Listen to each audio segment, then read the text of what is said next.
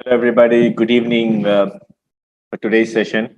I hope you all had a wonderful, at the same time, a very safe Diwali. I understand, that so the only times, there's some sort of joy amidst, what are happening around us.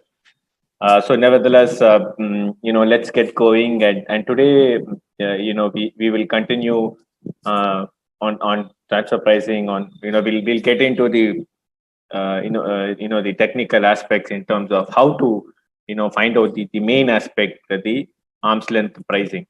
So I hope you were all able to go through one particular assignment which I'd asked you to look at. There's a problem 9 on associated enterprise. I hope you're able to look at it. uh, Anyways, never mind. We What I will do is, before I get into today's session, so just start, session one. What I mean by session one is the last session one of transfer pricing. So I thought I'll give a quick debrief or a recap for those who are unfortunately who couldn't able to join the last session, or those who felt, it will, after all the Diwali Dhamaka, we just need to recollect or refresh whatever happened on first session, so that will help us to carry forward that momentum to today's session, where we will get into the other foundational element, or the most important element of arm's length pricing, how to determine the arm's length pricing, which is what we're going to focus today. But then, for the first few minutes, I will try to just give a quick recap. If you recollect the last session, the first half of the previous session, we were focusing on why do we need a transfer pricing and what significance transfer pricing plays, uh, especially in a multinational enterprise. So we all knew from a transfer pricing, the costing aspect is largely to understand the price between one unit to another unit. From a tax perspective, thanks to globalization, thanks to multinational enterprise, the firm theory, what has happened is, from tax perspective, companies are able to make use of these multinational closely integrated structure to transfer price between transactions that happen between two countries. So basically, that's what globalization is. I can set up entities. So we saw this Samsung example, where it had a manufacturing unit in India, and that manufacturing unit produced or manufactured a mobile phone, which in turn distributed to Brazil. So therefore, India is a manufacturing hub and Brazil is a distribution hub, and Samsung is a Korean entity. So you could see that all these things happen within the same Samsung group. So therefore, there's always an element of since coming under the same family, I can always play around with the numbers. So which is exactly what transfer pricing tries to plug from a tax perspective. So we saw in this example how the Indian tax authorities felt that the 1,000 rupees finished product which it sold to Brazil, when they compared with a similar manufacturing provider who unrelated, third party, uncontrolled transaction, a similar comparable Indian manufacturer was selling it for 2,000 rupees and not for 1,000. So a transfer pricing adjustment was done to that effect, in order to ensure that there is more income. So we saw the reason why transfer pricing came. Countries wanted tax from an administrator perspective. From a taxpayer perspective, they wanted to make use of the tax arbitrage.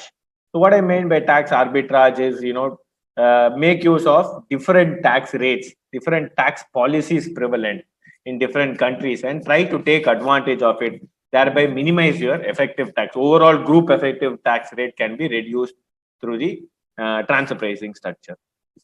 So which is what the taxpayers, some of the taxpayers were genuinely trying to get the tax arbitrage.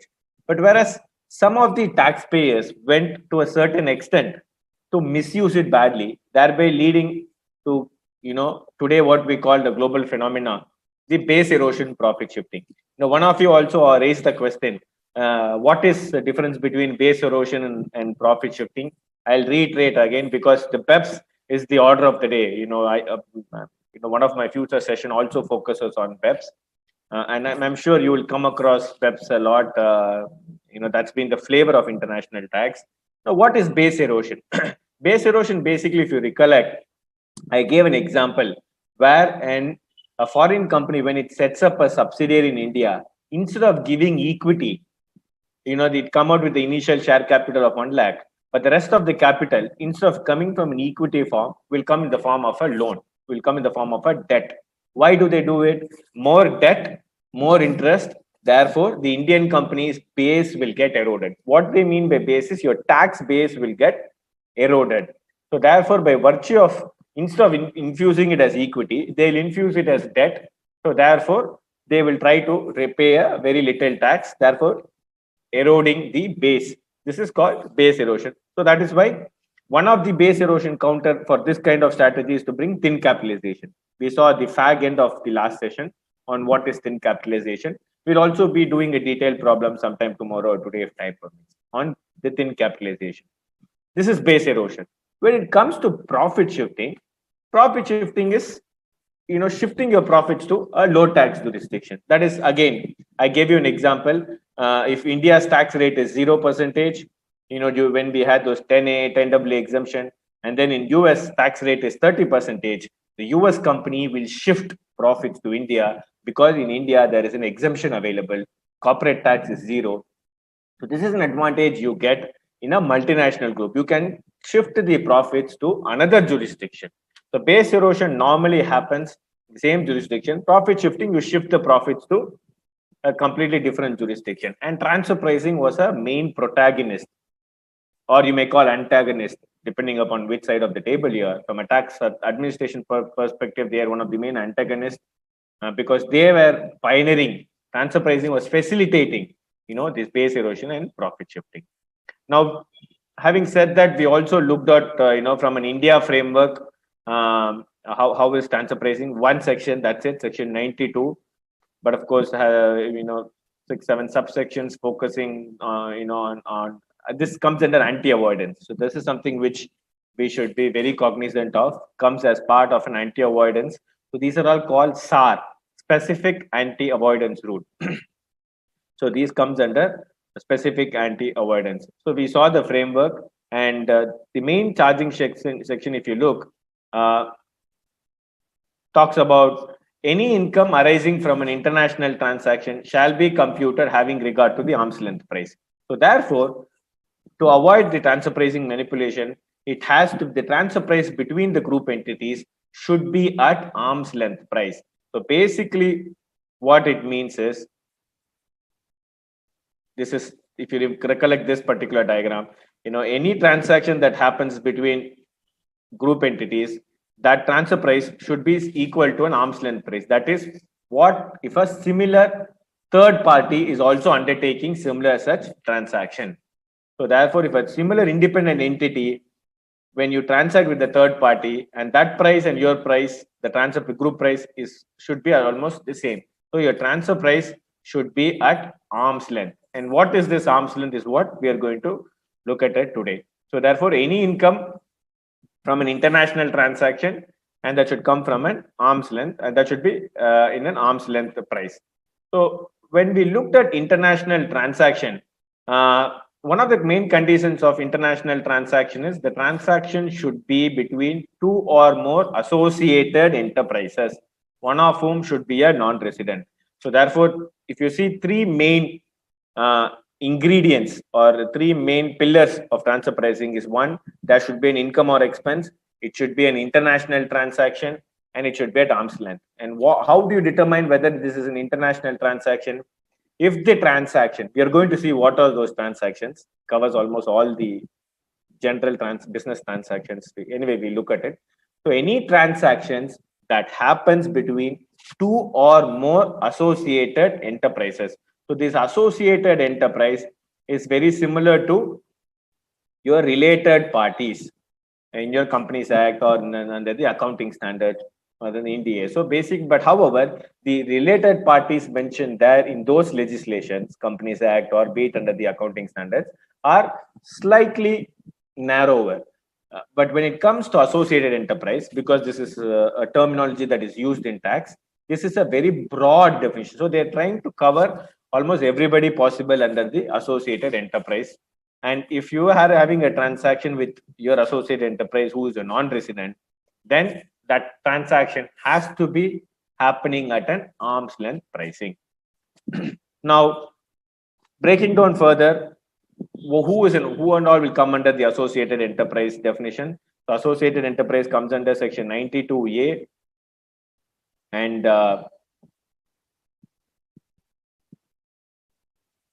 we saw who is an associated enterprise. Largely, any enterprise where there is a control, where there is a participation, that is, if an enterprise is able to influence through management, control, or capital. So we saw all these aspects.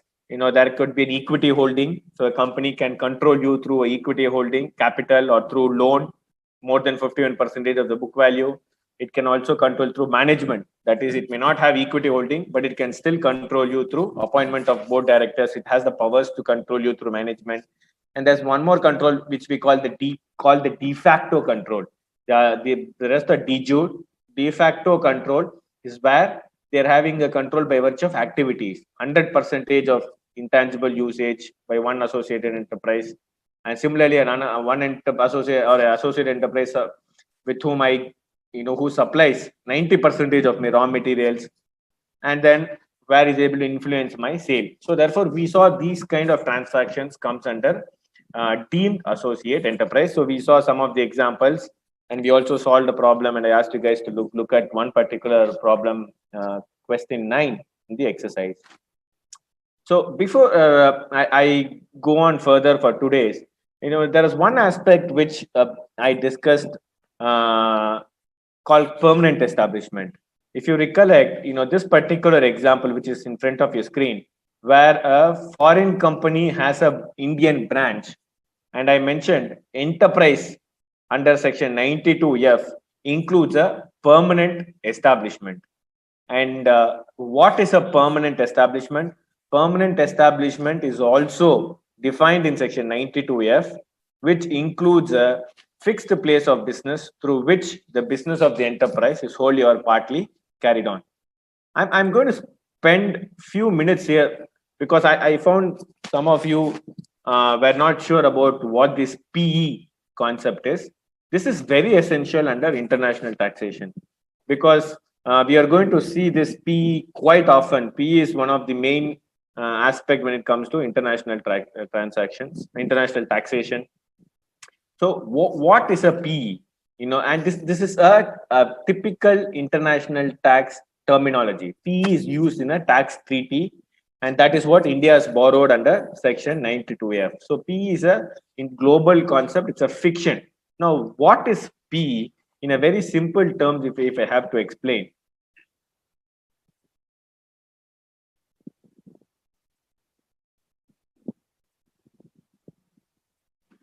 Let's take a situation where maybe I die.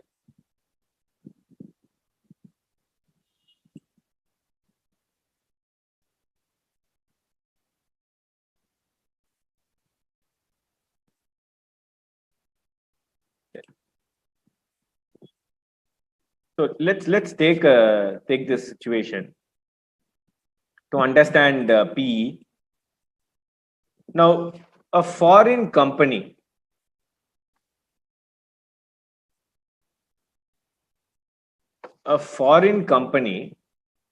if it wants to come to India, let's take an example.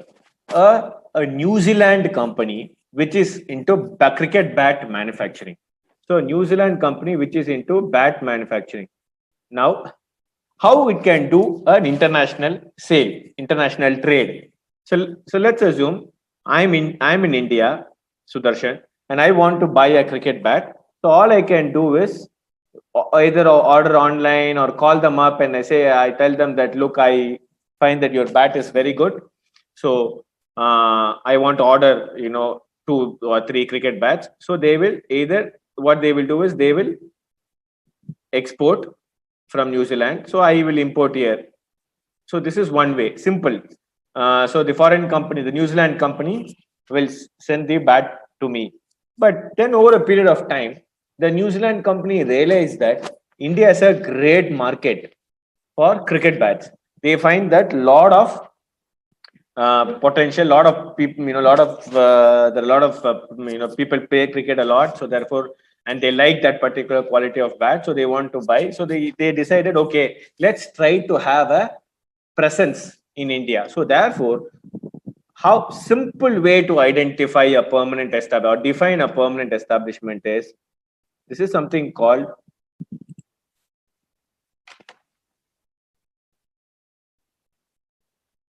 doing business with a country, doing business in a country.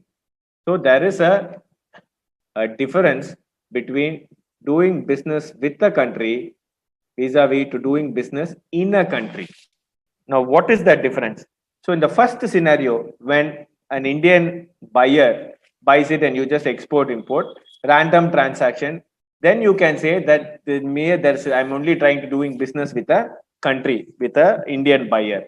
So for this, there is no problem with regards to permanent establishment.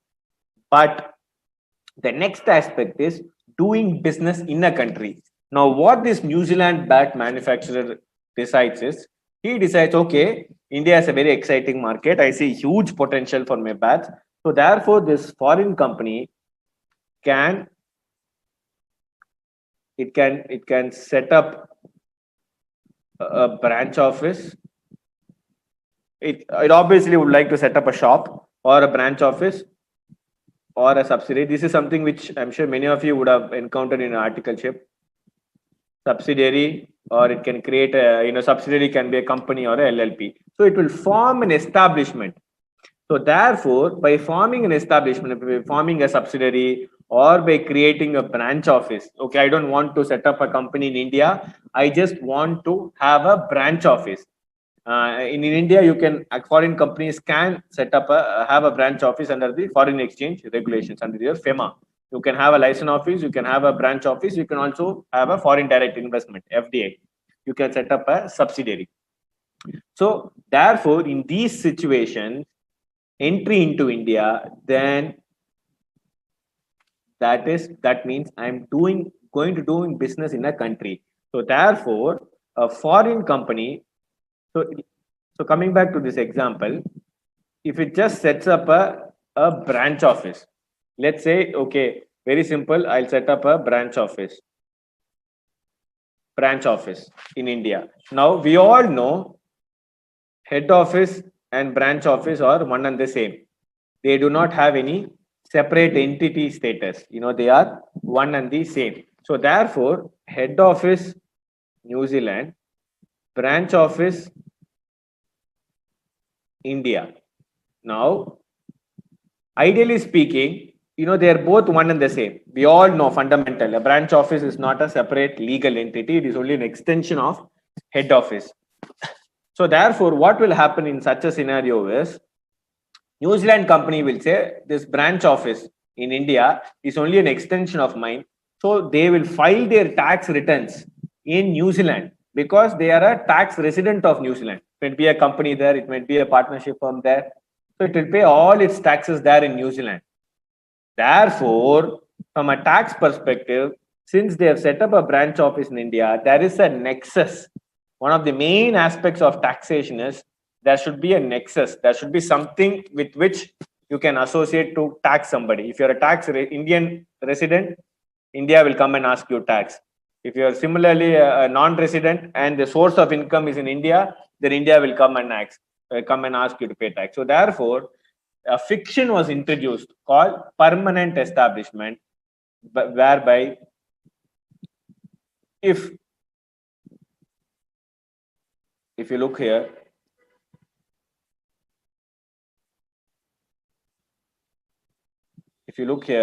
a permanent establishment means which includes a fixed place of business through which the business of the enterprise is wholly or partly carried on. So therefore, branch offices are called permanent establishment. So any foreign company having a branch office or having any other office where they are doing their business. So remember, if you are trying to doing business in a country, not with a country, in a country, I'm coming to India doing business. When India says, I need my taxes. Why? Because you are coming here using my infrastructure, my resources, my labor, my electricity, my road. So therefore, you should pay some tax in India. So therefore, the concept of permanent establishment came about. So therefore, a foreign company which has a permanent establishment in India, to that extent, whatever profit the permanent establishment makes in India, that branch office has to pay the tax in India. So therefore, PE is a fiction concept introduced under the Income Tax Act, thereby creating a nexus. So therefore, in our example, the New Zealand bat manufacturing company, by having a branch office in India, it has a permanent establishment. So any profit that the branch office makes by virtue of the activity in India, that profit New Zealand company has to pay the necessary taxes in India. So this is what we call permanent establishment. So if you have a foreign company, normally non-residents alone will have a permanent establishment. So if a foreign company has a permanent establishment in India, then the foreign company has to pay tax by virtue of that PE in India. So this is the concept of permanent establishment. The reason for me spending time on this was because this is very, very important, and this is one of the key aspects on international taxation. So this is what we will be discussing this when when we do equalization levy and other aspects as well. For those who are familiar with it, yeah, this is the easy way to remember: doing business in a country vis-a-vis doing business with a country. So if you are doing business in a country, then there exists a permanent establishment. So this is what we saw here. If you recollect in the example which we did here,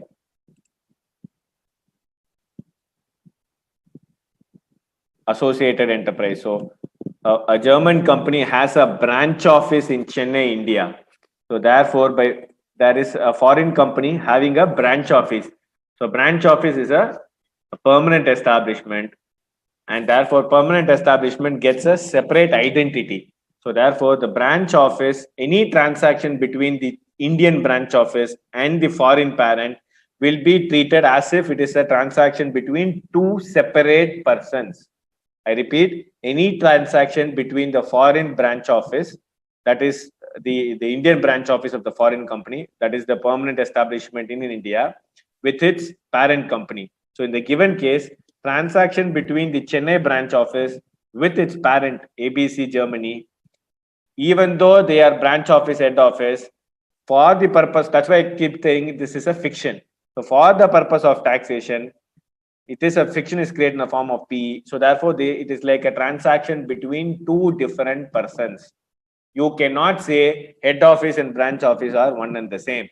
That will hold good from a accounting perspective, but from a taxation perspective, head office, German head office is different. Indian branch office is a PE. It is a separate person created under the income tax.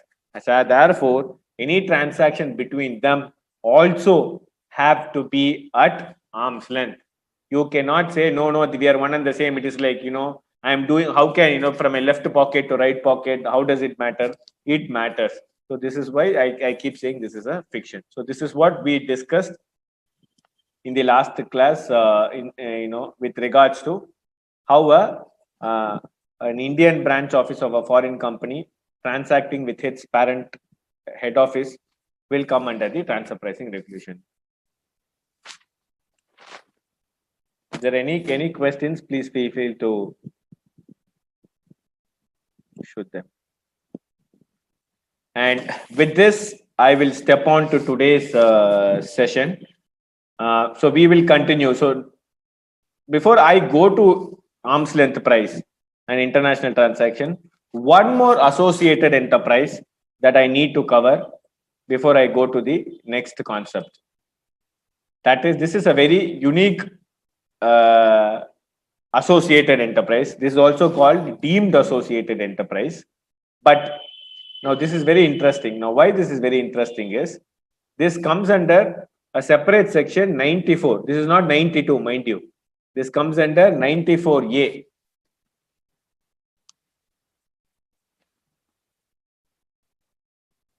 This comes under 94A and not 92.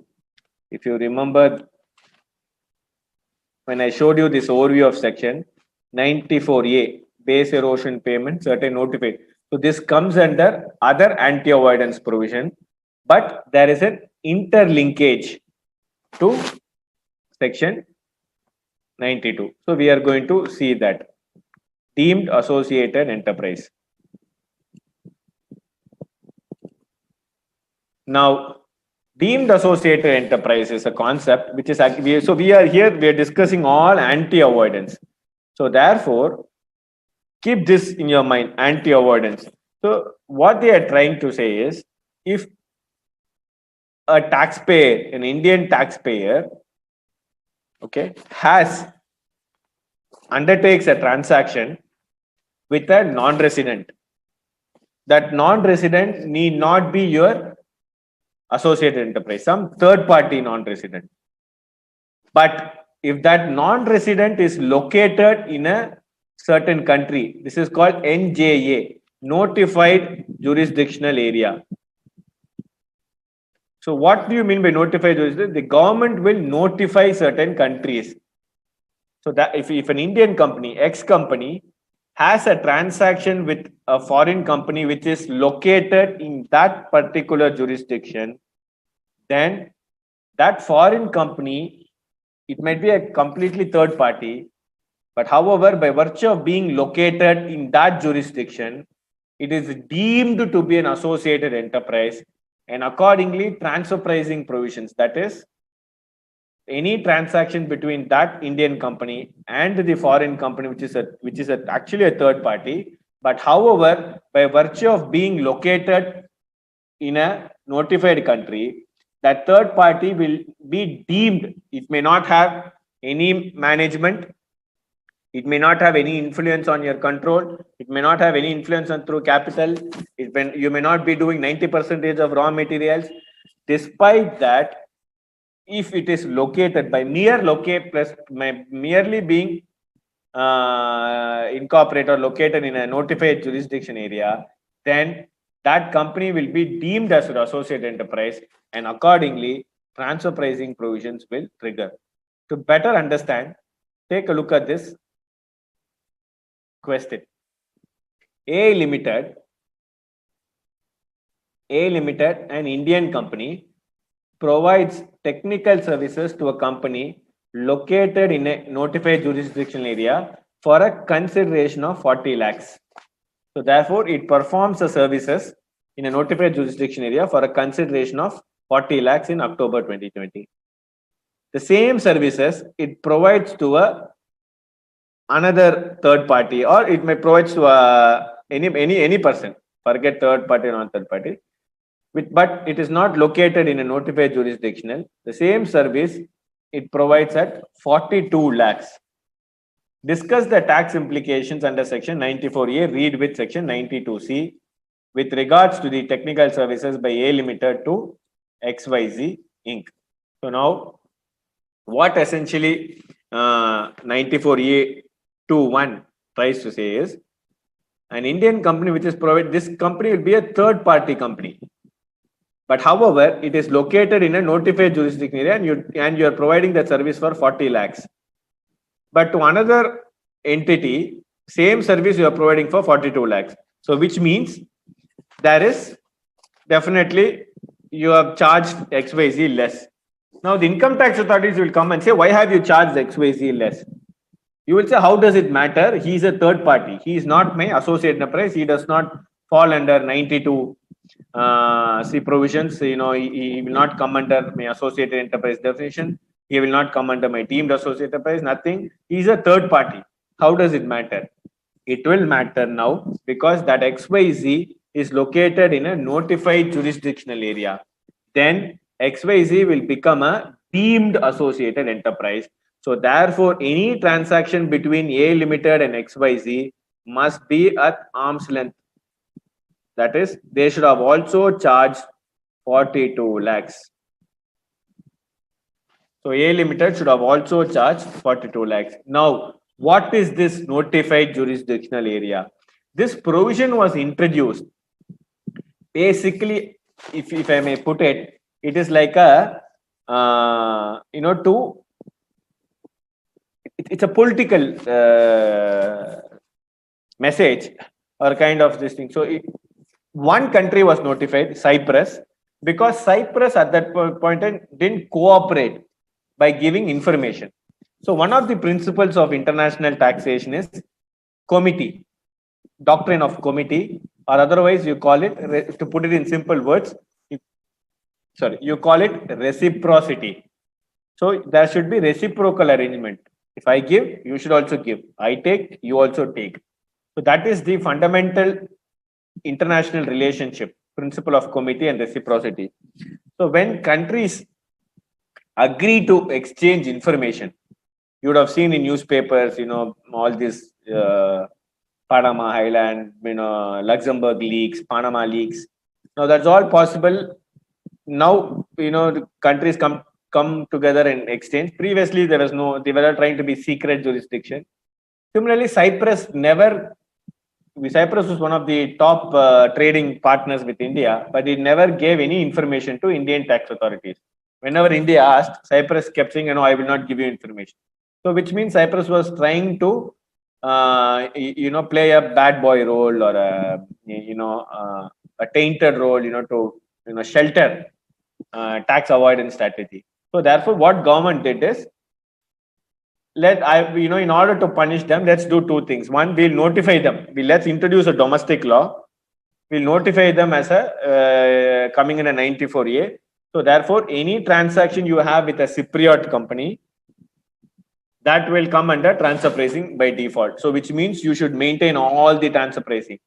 Two, one more aspect was also done to discourage, to ensure that people avoid. That is what they did is, any payment that is made to a Cypriot company, tax has to be withheld at the rate of 30%. So another provision also done for payment to Cypriot company. So where they said your normal TDS rate may be 10% or 20%, but here under 94A, it has to be done at 30%. So basically, they were trying to discourage to have transactions suppressed. This actually worked. Why this worked is, after a few years, Cyprus came forward and started to give all the information. And then subsequently, India resigned it. That is, revoked, and came out a notification that Cyprus is no more a notified jurisdiction. So as on date, we do not have any country that is being notified by the government of India as coming under section 94A. But nevertheless, the bottom line is, I want you to understand, there is an anti-avoidance provision whereby if you do any transaction with a country located in a notified jurisdiction area, then that person will automatically become your associated enterprise. And further, any payment that you make to that person will have to be withheld at the very highest rate of 30%. So this is again an anti-abuse or an anti-avoidance mechanism. So this is with regards to deemed AE. Thin capitalization we've already discussed. Now we will go to the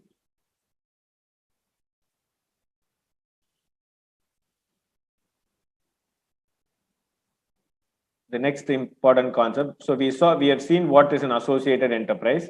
Now, if you recollect section 92 applicability, any transaction, any international transaction between non-residents must be at arm's length price. Now, what is an international transaction? That is defined under section 92B.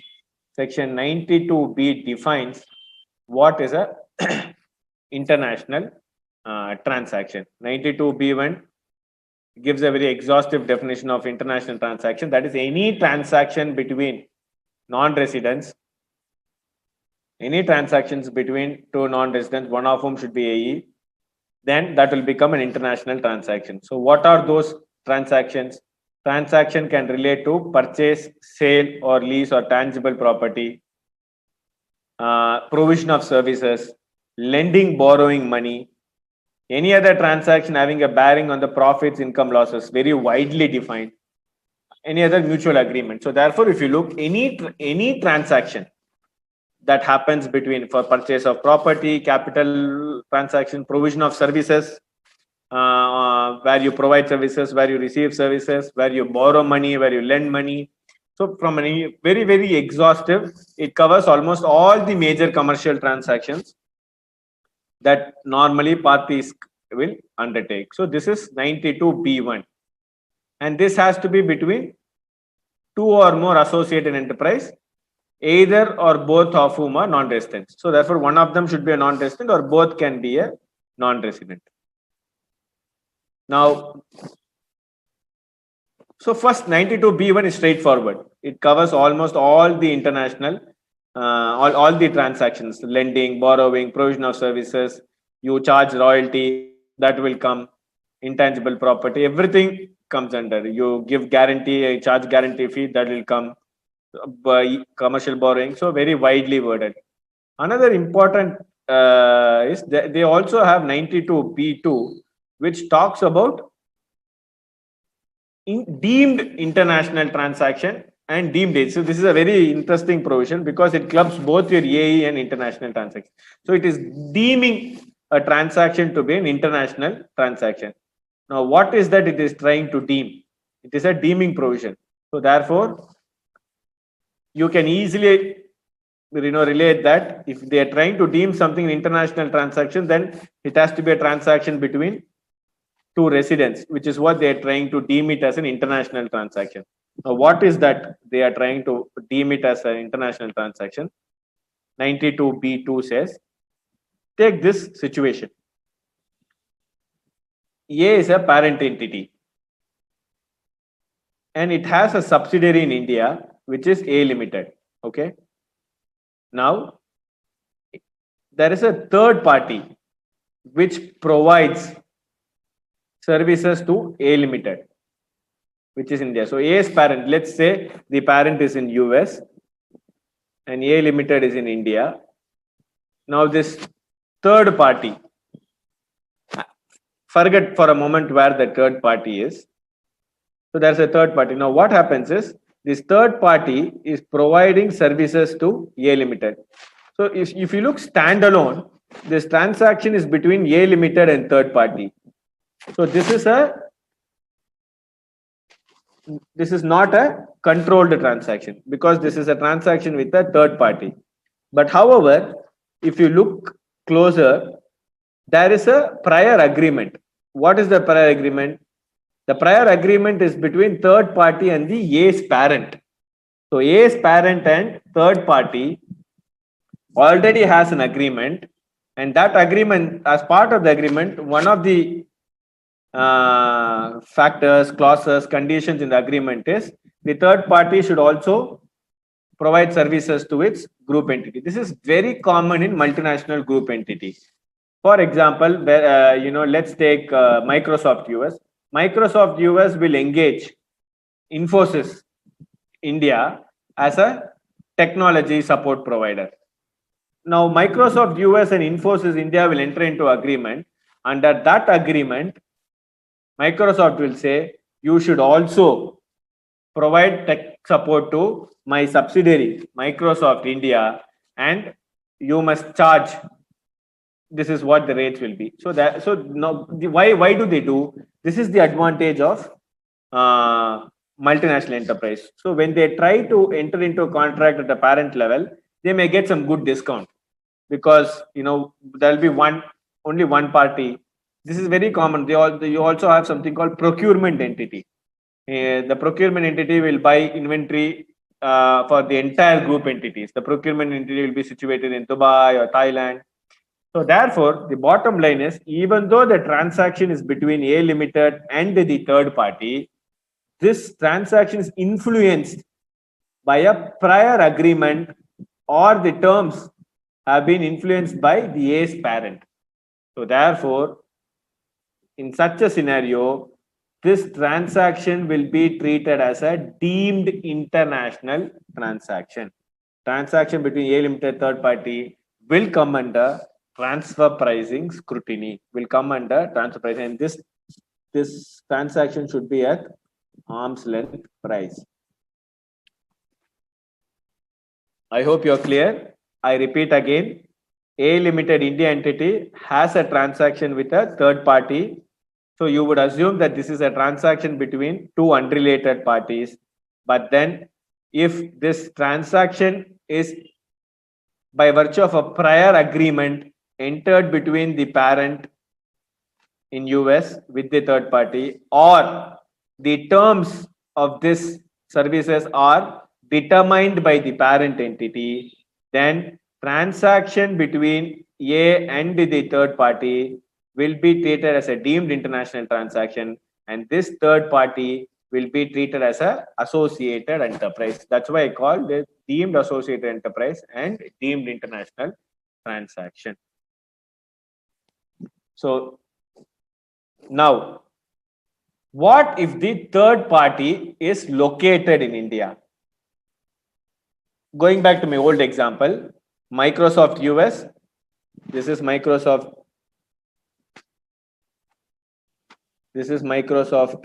US, Microsoft India, Infosys India, Infi. This is Infi India. Now, even though you may ask, hey, you said that one of the parties should be non-resident, but the transaction is between A Limited and which is Microsoft India and Infosys India. There is no non-resident here. How can Section 92? How can transfer pricing attract?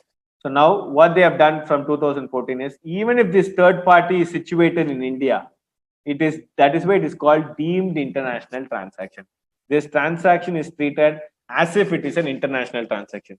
Technically speaking, or literally speaking, this is a pure domestic transaction. Microsoft India with Infosys India. But by virtue of the prior agreement or terms with yes parent, Section 92B2 brings a deeming fiction and says this transaction, even though is between two residents, it will still amount to a deemed international transaction.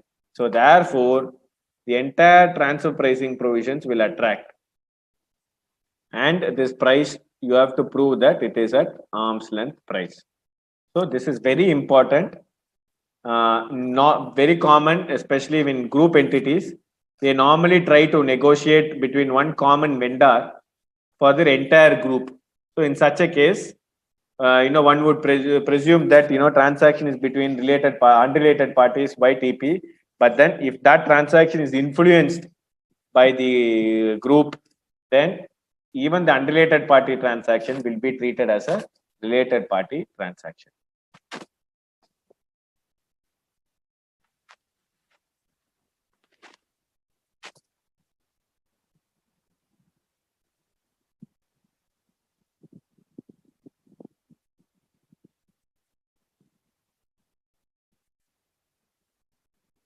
All right. So, so this is a very interesting aspect on the international transaction.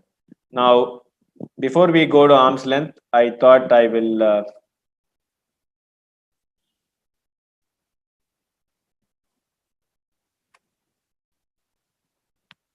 we'll just do a couple of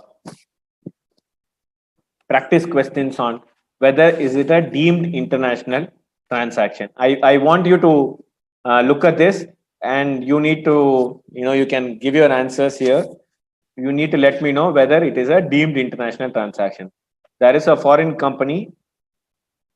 The foreign company has engaged a unrelated vendor, and the foreign company also has a associate enterprise Indian company, and there is a transaction between the Indian company and the unrelated vendor. But this transaction between the Indian company and unrelated vendor is influenced. If you look at this aspect here, foreign company has a global procurement organization that identifies, appoints, and negotiates with global vendors to supply to foreign companies' affiliates, including Indian company, at a terms agreed by foreign company and the vendors. This is a very typical multinational transaction, where a procurement agency who will negotiate on behalf of the entire group to get a better price. So this is what has happened. So whether the transaction between the unrelated vendor in India and the Indian company, this is a transaction between two unrelated parties happening in India, and both the parties are Indian resident. So question is whether transfer pricing will come. First, we need to look whether it is a international transaction. 92B2 talks about deemed international transaction. On the deemed international transactions, the foreign company influences or agrees the terms, then the transaction between the Indian company and the unrelated vendor will be assumed as if it is a transaction between associated enterprise. So they will become a deemed AE, as well as this will be a deemed international transaction. And the section also says if both the parties are resident, even if they are resident, it will be treated as a deemed international transaction. Accordingly, transfer pricing provisions will attract for this transaction. So this pricing will come under transfer pricing provision.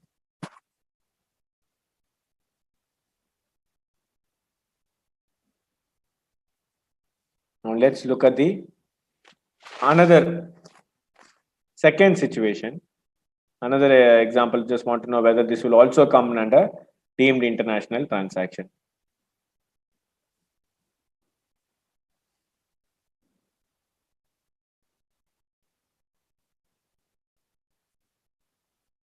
So look here,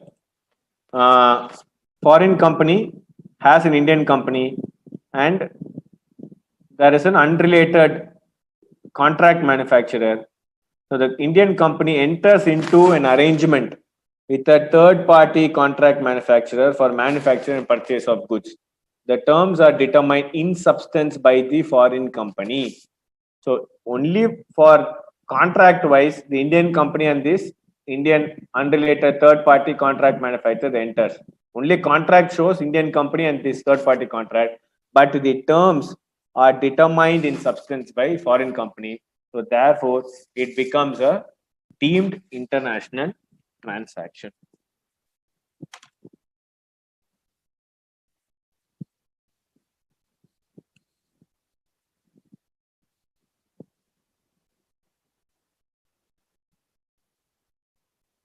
So we have seen now international transaction. Therefore, there's only one other major concept that is left out, and that is what? That is the main crux or the entire the backbone of the transfer pricing. That is, we are going to now see whether the transfer price is at arm's length price. So now we need to prove that this international transaction should be at arm's length price. Now, what is this arm's length price? And how are we going to determine the arm's length price? So we have seen what an international transaction is. A transaction between associated enterprise, one of whom should be a non-resident. Having seen that, now we need to prove that this transaction, the transfer price between these two associated enterprise are at arm's length, which is what we are going to get into now. What is an arm's length price and how to determine? So before I go into arm's length price, this has lost much of its sheen now, but nevertheless, I will very briefly touch. I would request you to even you can look at this specified domestic transactions. If you remember, I was telling international transaction, but however, transfer pricing provision also has a very small threshold for certain specific domestic transactions. So even if it is a transaction between two residents,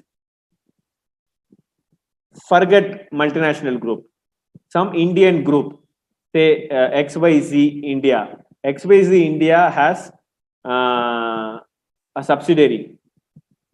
XYZ India has a subsidiary called ABC Chennai. So now the question is, you may wonder, the transaction between XYZ India and ABC Chennai, both are Indian companies. Why should transfer pricing come? Logically speaking, there is no need for transfer pricing, because if XYZ India increases its price, any case ABC Chennai has to bear it. So end of the day, both the taxpayers are India. There is no question of base erosion happening or profit shifting happening, because if one tries to avoid, the other will always have to pay it, and other is also, it becomes tax neutral. So you obviously you would wonder, why should we then need domestic transfer pricing? Yes, there may be situations, possibility of a profit shifting happening or a base erosion when, 80 IA series, there are some tax holidays provided under chapter 6A, under section 80A,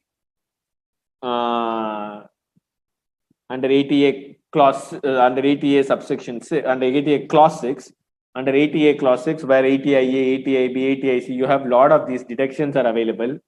Now, if you see, if you set up a hospital, if you set up a plant in northeastern areas, you will get some tax holidays, deductions, 5 years, 10 years as tax holidays under 80IA, 80IB.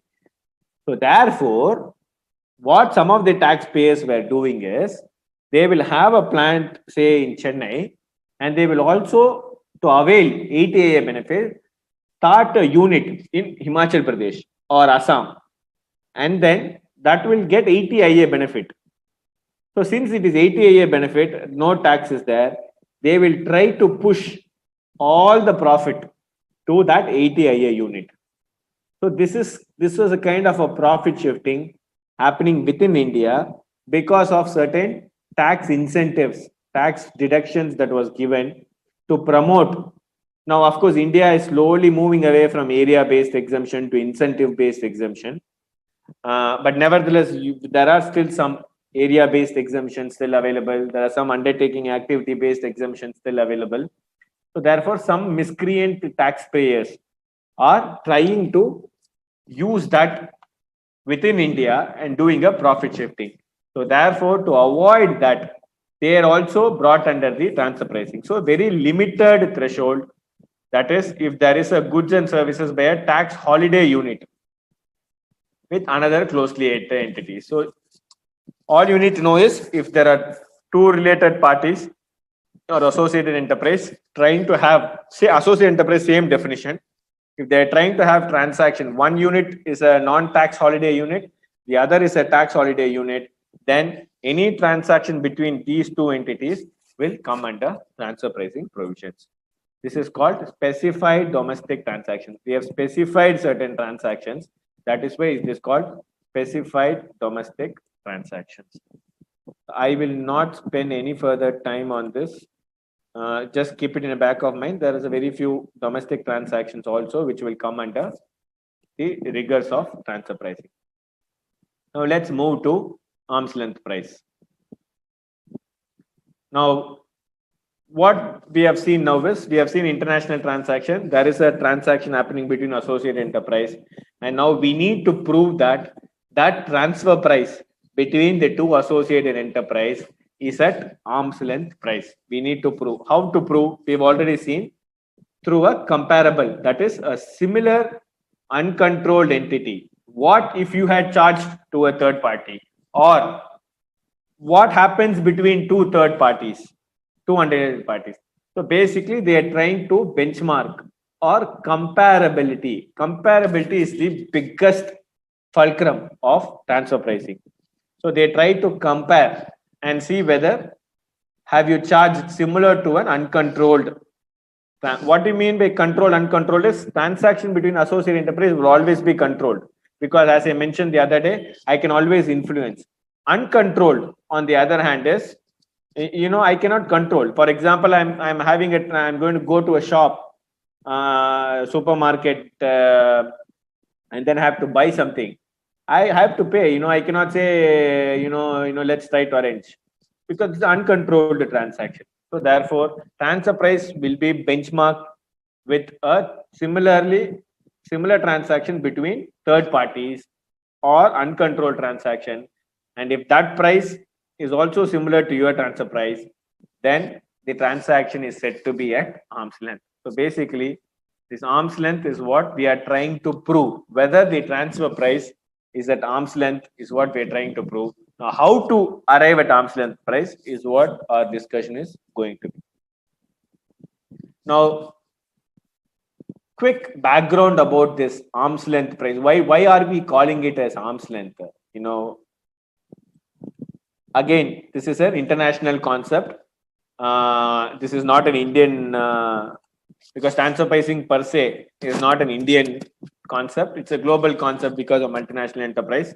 Some countries were way ahead of us in implementing transfer pricing in their domestic act. India introduced very late because one, we got independence late, and we also opened up liberalization only in late 1990s or early 1990s, the late 20th century. So therefore, we are almost little late. We're only now 30 years old when it comes to transfer pricing. 20 years, only 20 years of existence TP. So therefore, we are following a lot of global concepts, and arm's length price is a global terminology. So this is basically used in archery, as you can see in the diagram as well. Trying to have an arm's length. In your school, we always try to have an arm's length distance. When we stand in an assembly or something. So this is exactly colloquially used, but this terminology came about from the game of archery, which is again largely a UK innovation. So what they did is this arm's length price was introduced by an American lawyer. So he was asked by a group to come out with the concept, because a lot of these foreign companies, say a UK company setting up in France, setting up in Spain, they're going and doing business in France, they're going business in Spain, then they will go to Austria, then they'll go to Germany, but they were not paying taxes there. They all had permanent establishments because they're doing business there, they were not paying taxes. So a lot of countries were complaining that these companies come and do business in our jurisdiction, but they don't pay. So next concept is, okay, how much do you want them to pay taxes? You are saying if they have to pay tax, then you need to have some computation mechanism. For that, they engaged Mitchell B. Carroll to do some research. So he came out with this concept of arm's length pricing for attribution of profits. So this is again 1932. So you can imagine this is almost a 100-year-old concept, arm's length price. Now, the concept is basically they wanted to ensure that any transaction that happens between two related parties should be largely market driven. It should not be driven by your relationship. It should be driven by the market. So any transaction between associated enterprise should be done based on how the market reacts. So therefore, that's how the third party or an arm's length principle concept came about. Interestingly, arm's length price, you cannot see it in any treaty language, but India has defined what an arm's length price is under 92F, which contains some definitions. So arm's length price is defined under 92F as a price which is applied or proposed to be applied in a transaction between persons other than associated enterprise in uncontrolled transaction. Repeat, ALP is a price which is applied or proposed to be applied in a transaction between persons other than. So basically, a price which is applied by persons who are not associated. So a transaction that happens between unrelated parties. So your transfer price should be equal to an arm's length price.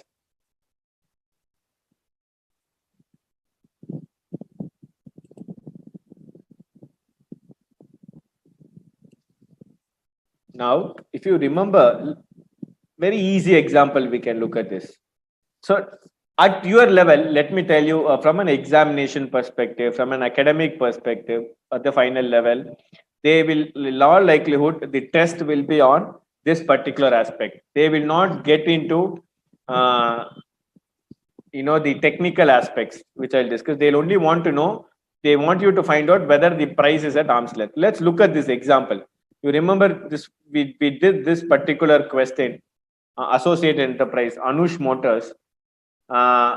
So if you remember the last class, we were only trying to find out whether they are associated enterprises. We figured out that all these three parties will come under associated enterprise. Now, let's find out whether these transactions are at arm's length. They are basically international transaction because there's a sale of car, there is royalty, there is loan, all come under international transaction, and the transaction should be between two associated enterprise. So we also saw whether Rida Limited, Kyoto Limited, whether they are associated enterprises. Yes, they were associated enterprise because in the first situation in Rida, it was holding 30% shares. So capital control is there. Then complete royalty know-how. So de facto control is there for Kyoto. Similarly, Dorf, more than 51% of the book value. So again, a capital control. So therefore, all these three, Rida, Kyoto, and Dorf, are associated enterprise. So international transaction satisfied, associated enterprise satisfied. Now, all we need to do is whether the transaction is at arm's length. Let's look at whether the transaction is at arm's length. 10,000 cars sold to Rida Limited, which was at a price which is less by $200 than the price charged from Shinto Limited. So if you see, sold to associate enterprise for less than 2,000. So therefore, here if you look, Shinto is an unrelated party. So Anush has sold for less. So your transfer price is less than $200 compared to arm's length price. Now similarly, let's look at the second situation. Royalty of 1 lakh or 1 crore 20 lakhs paid to Kyoto Associate. However, Kyoto had provided the same know-how to another Indian company for 90,000. So Kyoto and Anush are related parties. Kyoto has charged Anush 120, but whereas Kyoto has charged another company 90. So therefore, here also transfer price is not equal to arm's length price. What will happen here? Anush will show an extra expense of 120,000. So Anush Limited profit will come down. So tax will also come down because this is a payment. Similarly, let's look at the next example, whether it is at arm's length. Interest of 10% paid to my German associate enterprise. The same German company had given a loan to another Indian company at 9% at a lesser interest. So again, lesser interest means my profit will also increase. So if more interest, more expense, less profit, less tax in India. So therefore, similar arm's length price is 9% interest, but here they have charged 10%. So for this 1% difference, transfer pricing. So in all these three situations, the transfer pricing is benchmarked with arm's length price. Now, what is arm's length price? We are benchmarking with an uncontrolled transaction. So we are benchmarking with an uncontrolled transaction to see whether they are at arm's length. So let's look here.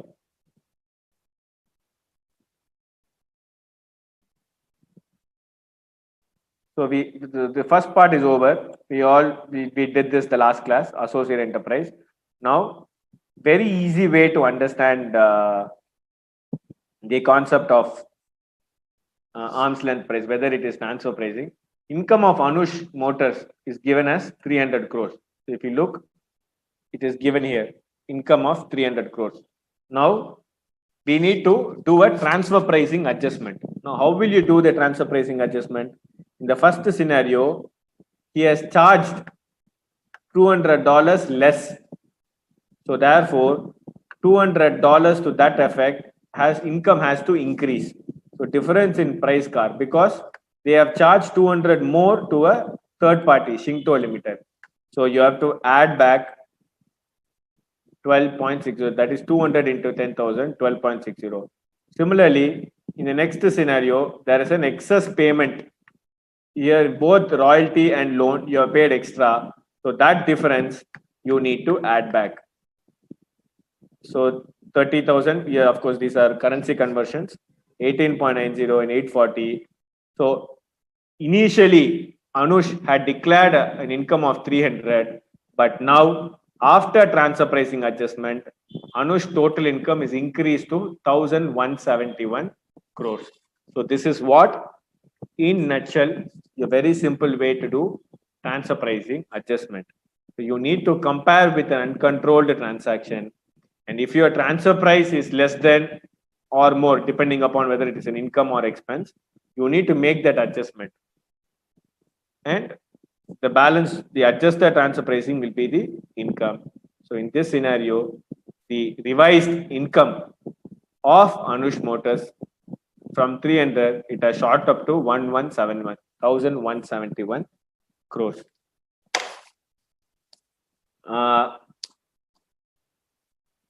Clear? Any questions on this?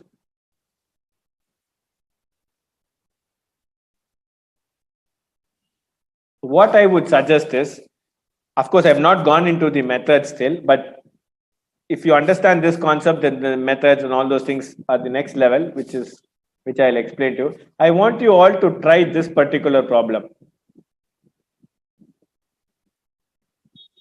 Question number 7. So please try question number 7 and let me know. Don't look at the answer. Just give it a shot. No problem. Even if you make mistake, of course, I'm not going to judge you because I can't see you. So treat this as an exam question and just give it a shot from whatever you have heard so far. Try question number 7. I only want to know what is the transfer pricing adjustment income.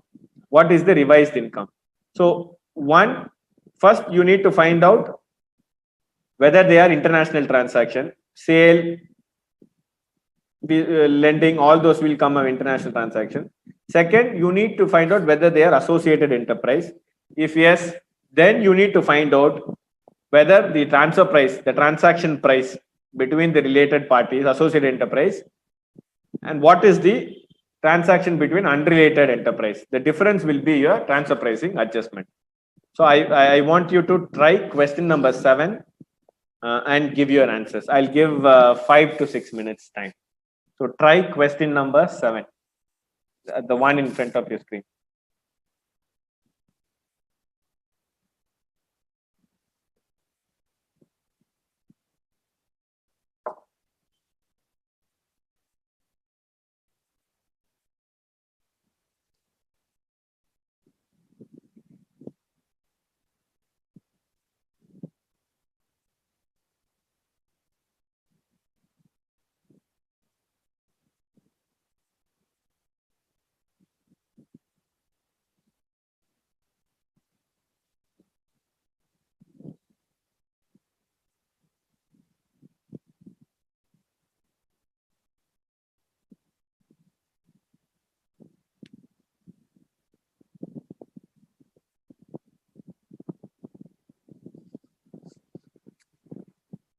In any questions till now on deemed international transaction or any of the concepts that we have discussed so far, please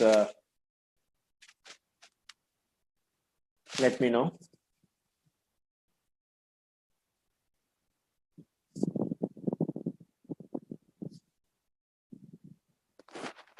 So basically, these are all math. You need to know the provision and rest is only math.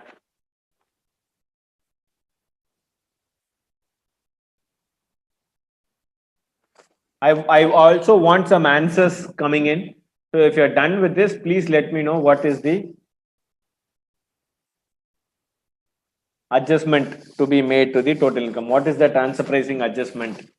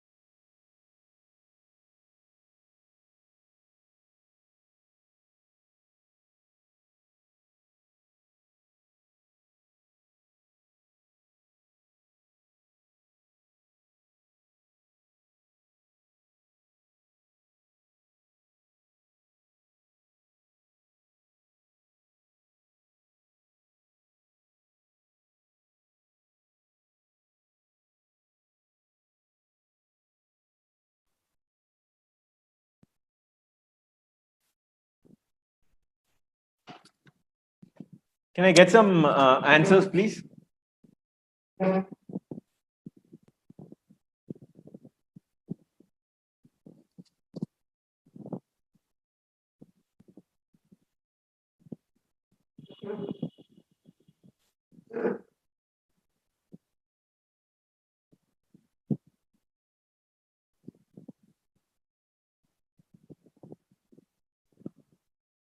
All right. Anyways, let's.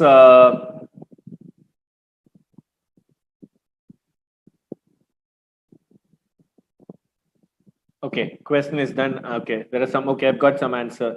All right. So let's keep going then. So this is for obviously financial year 2021, considering that your assessment is different, but rest of it remains the same. Now, very simple, straightforward.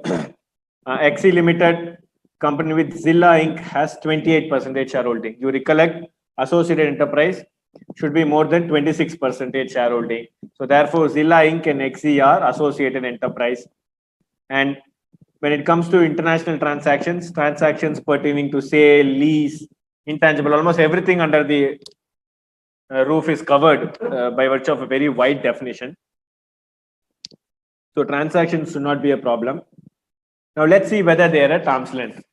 1 lakh pieces at $2, but whereas for an unrelated party, he has sold it at XE Limited has sold it at $3. So therefore, $1 adjustment. So $1 into 1 lakh. Obviously, you have to convert it to INR.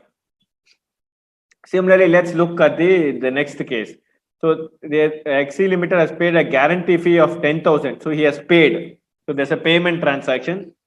But whereas same Zilla Inc. has collected to an unrelated party at $7,000. So which means XE Limited has paid excess amount. So therefore, it has booked additional expenditure. So to this effect, $3,000, there will be $3,000 into 64 increase in income. Next, 15,000 for various potential customers. Same thing, Zilla Inc. has given to unrelated for 10,000. So which means again another $5,000 excess paid. So the 5,000 will be an adjustment. 5,000 into. So therefore, the additional income that needs to be added in XE Limited is 69 lakh 12,000. So this is with regards to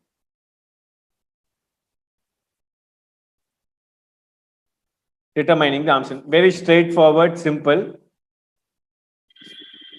That is largely because the question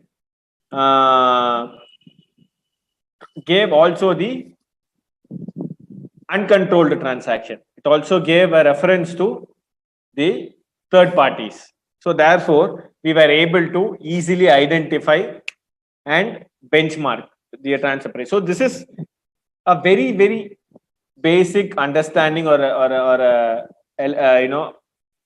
foundational level understanding of how transfer pricing works vis-a-vis with arm's length price. So therefore, your transfer price, the transactions between the associated enterprise should be equivalent to an arm's length price. That is the transactions you are having with a similar but uncontrolled transaction, that is with a third party. So that's how you need to benchmark. But then, as I mentioned to you, in our case, the questions that was given was very straightforward. So they're given, but that will not be the case. You cannot always find a comparable always. And in some situations, the transactions will also differ. So let's look at what are the other arm's length price methods that is described under the income tax legislation. So the what Income Tax Act does in section 92C, where it says how you can compute an arm's length price. It says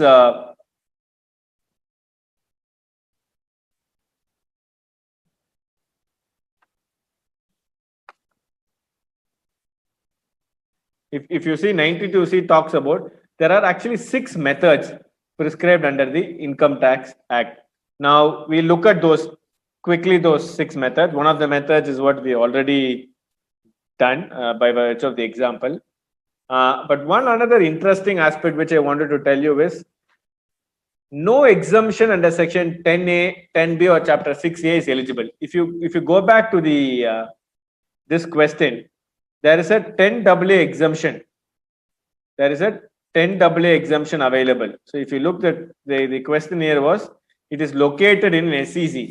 So a question that crops about is, so there is an additional income of 69.12 lakhs because of transfer pricing.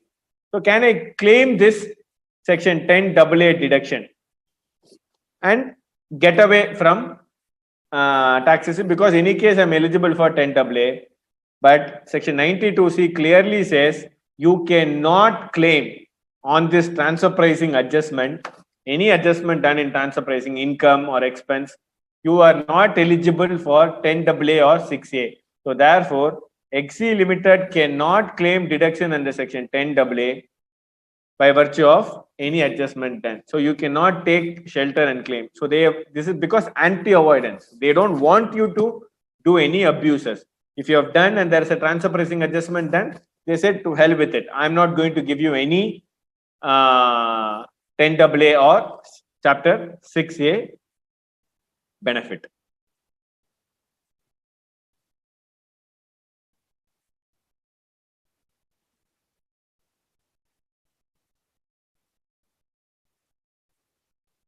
Now coming back, there are 6 methods prescribed. We are going to quickly look at those 6 methods. So the income tax legislation says these are the 6 methods by which you need to determine the arm's length pricing. And what are those 6 methods? And out of these 6 methods, you can choose any method. So there is no condition that you have to choose only this method. So that is what we are going to see. When and all each of these methods will help, what are the nitty-gritties of these methods. So legislation has prescribed 6 methods, and these 6 methods, the assessee has to use those methods to compare its transfer price in order to arrive at the arm's length price. So once you've done it, once you've found a method, so that method is called the most appropriate method. So this is a terminology. So you need to find out which is the most appropriate method for you, and you can use any of these 6 methods. The 6 methods are in front of your screen. So basically, comparable uncontrolled price is one method, resale price method, your cost plus method. We are going to see these are transactions method. They call traditional transaction methods, and the next 2 methods are called transactional profit. I'll tell you what are those: profit split and transaction net margin. We also have a 6th method. As I mentioned to you, 6 methods. This is a new method. Previously, India had only 5 methods, but 6th method was introduced a couple of years back. It's called the other method. So we'll also see what are. So these 6 methods is what one should use to arrive at the arm's length pricing: comparable uncontrolled price, resale price, cost, resale price method, cost plus method, profit split method, transactional net margin method, and you have other method which is called the 6th method. If you see in India, the transactional net margin method is very widely used. I'll tell you why. Cup is also used. The cup is what we already saw in the examples which we did. So now let's go to the first method. This is a transaction method. This is called comparable uncontrolled price method. Very simple, easily you can understand. Comparable, name itself says comparable uncontrolled price. So essentially, what it says is you need to compare an uncontrolled transaction. This is we did this in the exercise which we did, the XE Limited exercise, where we compared the price with a unrelated party. So basically, what we did in exercise the XE Limited question number 7 is a comparable uncontrolled price method. So this is possible whereby you have to compare the price charged in a controlled transaction. So XE Limited with its related party with the price in an uncontrolled transaction. So if you are able to compare these 2 prices, and then you can accordingly arrive at the arm's length price. So we compared it. So if you look at the example, we compared we compared XC Limited 1,000 pieces with Zilla Inc. and XC Limited selling to third party Kennedy Inc. at 3. So therefore, this is nothing. This is called the comparable uncontrolled price method. So if you are able to compare, XC was selling the same shirts to Zilla for 2 and same it was t-shirts, I mean same the t-shirts to unrelated party at 3. So by virtue of this comparable uncontrolled price, you can arrive at the arm's length price. So this is with regards to cup, very straightforward and a pretty simple method.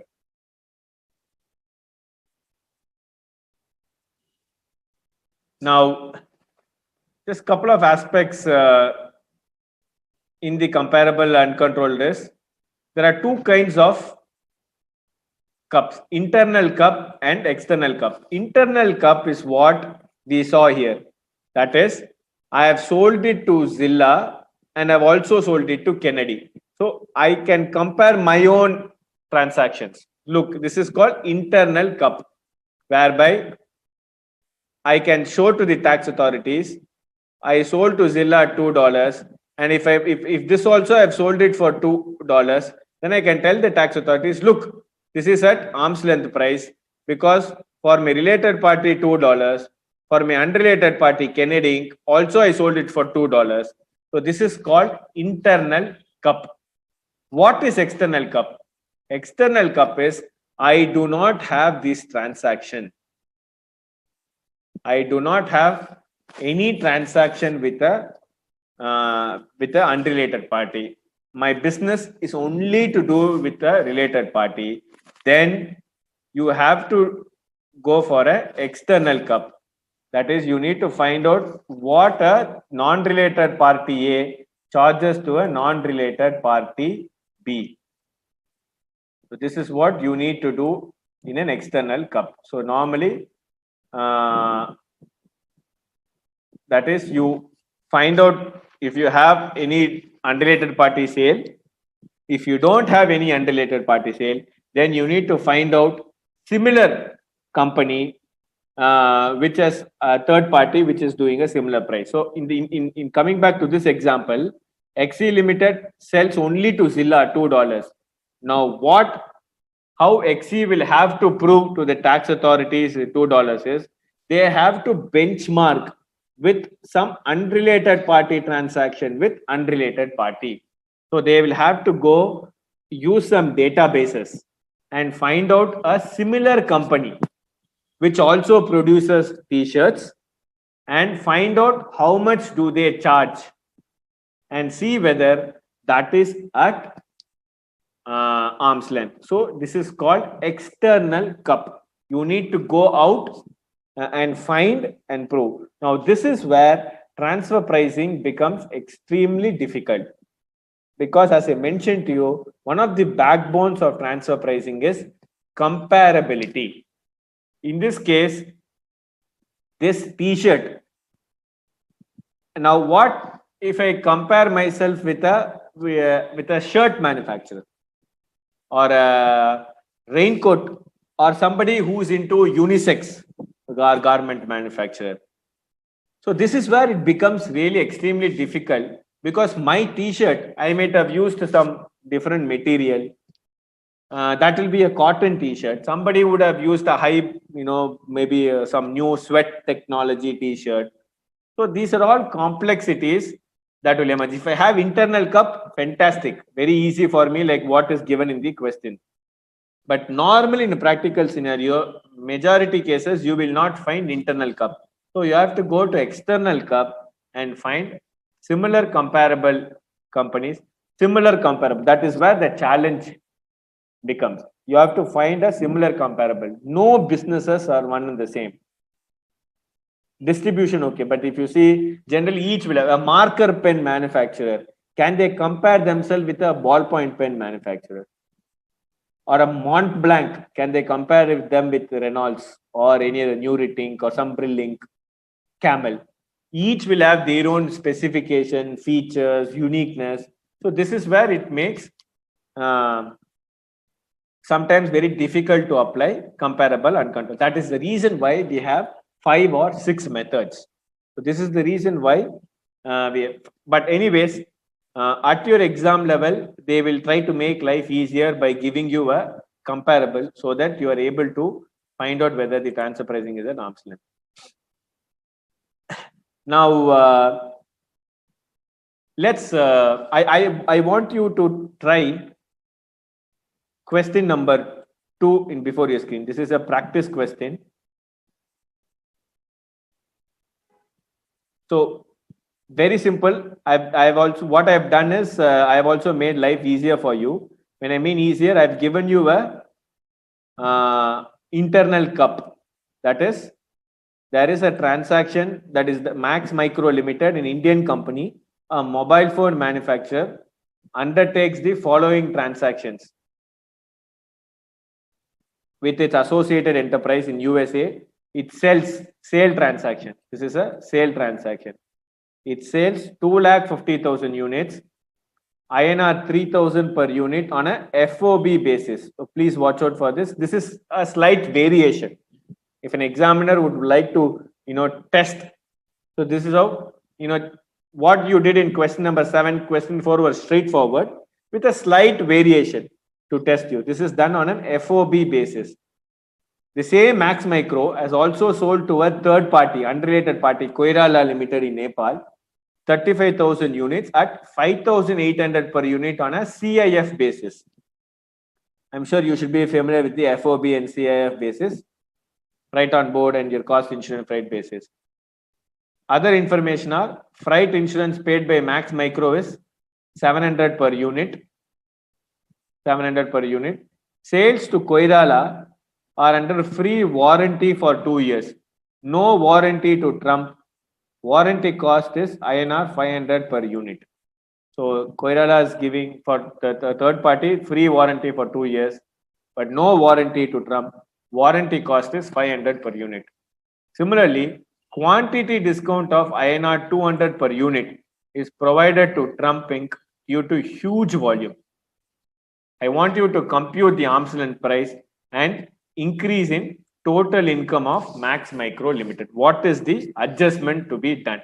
So very simple. What all I'm trying to do is, you will see the 3,000, 5,800. You can see there is a difference.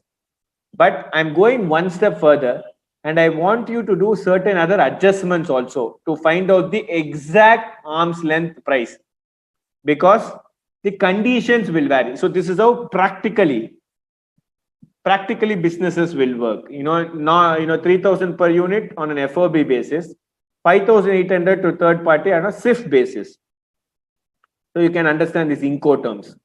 Similarly, there's a freight. So we need to do the adjustment to arrive at the exact arm's length price. So I want you to find out the exact arm's length price. If there are not these adjustments were there, you will straight away say the arm's length price is 5,800, 2,800 has to be adjusted. But that is not the case, because there are some other information that is given. So your arm's length price will slightly vary, which is what I want you to find out. I want you to let me know what is the arm's length price. What is the arm's length price per unit? And we'll next find out the increase in total income. I hope the question is clear. 3,000 per unit sold to related party on FOB basis. Thankfully, I have an internal cup. Because I have also sold to an uncontrolled entity, unrelated party for 5,800. Now, straight away, don't say arm's length price is 5,800. So therefore, 2,800 to be adjusted. No. Please look at the other information, FOB, CIF, there is a quantity discount. I want you to find out the revised or what is the ALP here. I want you to determine what is the ALP. So I'll give you, this is only pure mathematics. I'll give you 5 to 7 minutes. So please let me, I want some answers in the question box, please. So please mention your answers as well.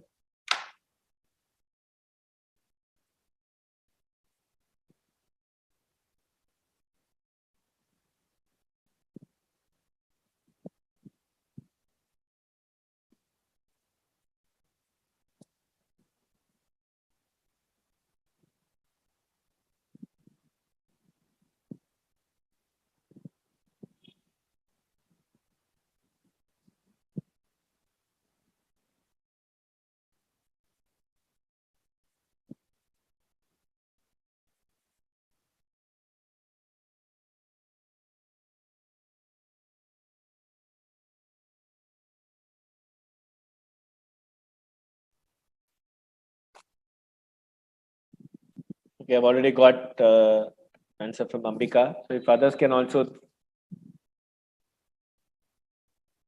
keen on answer, it will be helpful.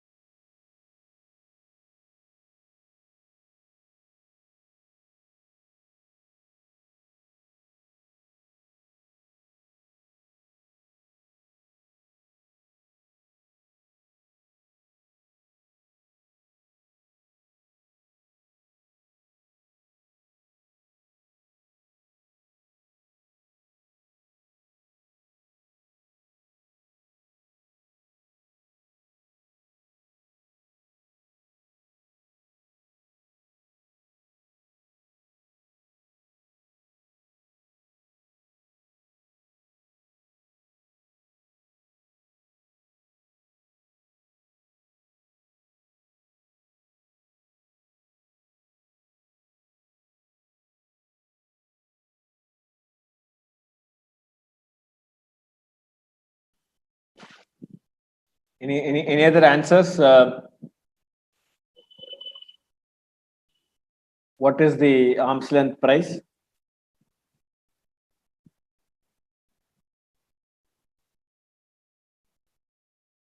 So, any case, now the arm's length price is. I hope this. Yeah, the screen is visible. Pretty simple, straightforward. So you to find out the arm's length price, you should always start from your uncontrolled transaction. So what is the uncontrolled transaction here? Selling to Koirala. So the price per unit is 5,800. From there, you need to do certain adjustments. Now, if you see the question says, for Trump, it's in a FOB basis. So in an FOB basis, you will not, the buyer will normally bear the cost. In a CIF basis, the seller will bear the cost and pass it across to the buyer. I mean, sorry, in a CIF basis, the buyer will bear the cost. So therefore, additional cost is given in a CIF basis. But whereas in a FOB basis, there is no cost incurred. So you need to make those adjustment. Since it is done on a CIF basis, 5,800 per unit, because on the CIF, the cost is borne by the seller. I repeat, in CIF, the cost is borne by the seller. So therefore, cost insurance paid. So that has to be adjusted, because for Trump Inc., it is only freight on board. The seller does not incur any cost, so you need to make that adjustment. Similarly, if you see warranty cost, so for Koirala, there is a free warranty given, but whereas no warranty is given. So that warranty cost of 500 per unit also has to be adjusted. So you need to reduce that as well, because for your associated enterprise, you are not giving any warranty. Quantity discount of 200 per unit provided to associated enterprise due to huge volume. But so you are giving a quantity discount, but you don't give any quantity discount to unrelated. So that quantity discount is a benefit you are giving. So that needs to be reduced as well. So if you reduce this, this will come to minus 700, minus 500, and minus 200. So 4,400 is the arm's length price, and your transfer price is 3,000. So adjustment will be your arm's length price, so 1,400. Now, what will be the income is sold 2,50,000 units. So 2,50,000. So 2,50,000 into 1,400. So 3.5 crores.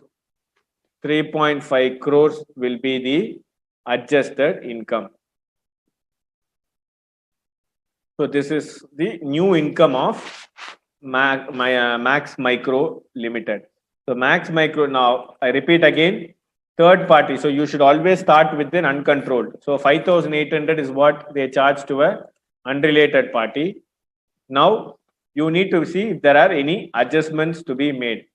Yes, freight is borne by the seller for third party, but it is not borne to the associated. So to that effect, adjustment has to be made. So these are internal adjustments, if there are any internal adjustments to be made. So, and then similarly, warranty is provided free of cost to the unrelated buyer, but not given to my AE. So that cost has to be adjusted. Similarly, quantity discount is not given. So that has to be adjusted. So accordingly, you will find out your arm's length price. So this is the arm's length price, 4,400. Transfer price is 3,000. So the balance will have to be adjusted and income has to be accordingly shown. Normally, what you would have done is you would have shown the difference as 2,800 into 2,50,000. But then you also need to look at any other business transaction that is done which will affect the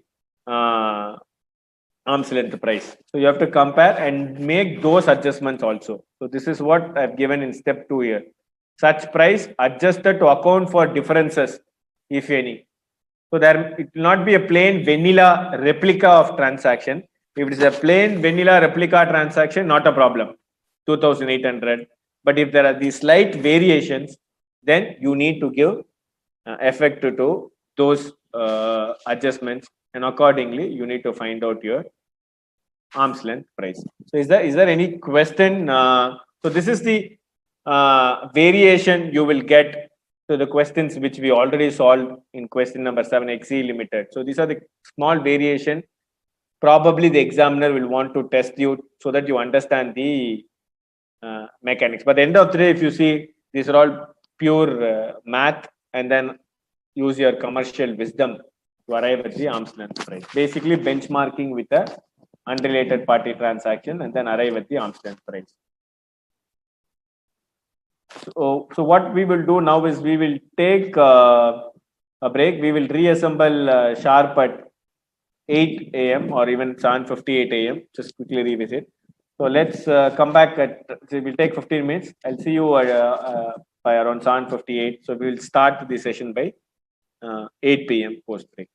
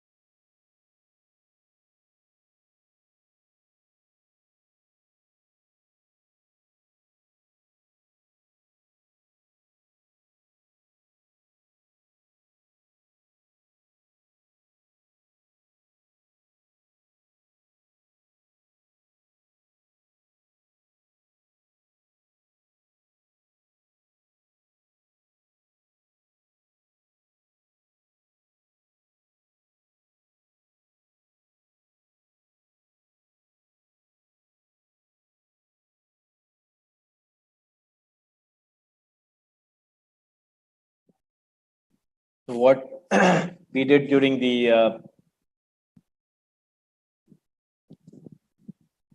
first half of today's session, we were just looking at international transactions, 94A.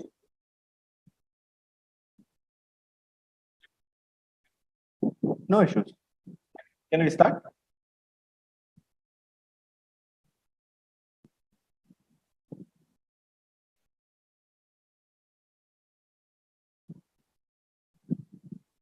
All right. So,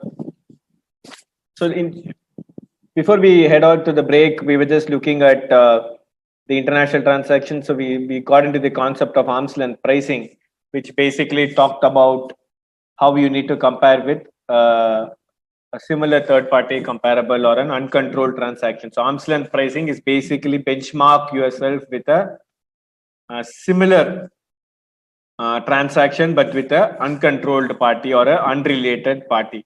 So we saw the comparable uncontrolled price method.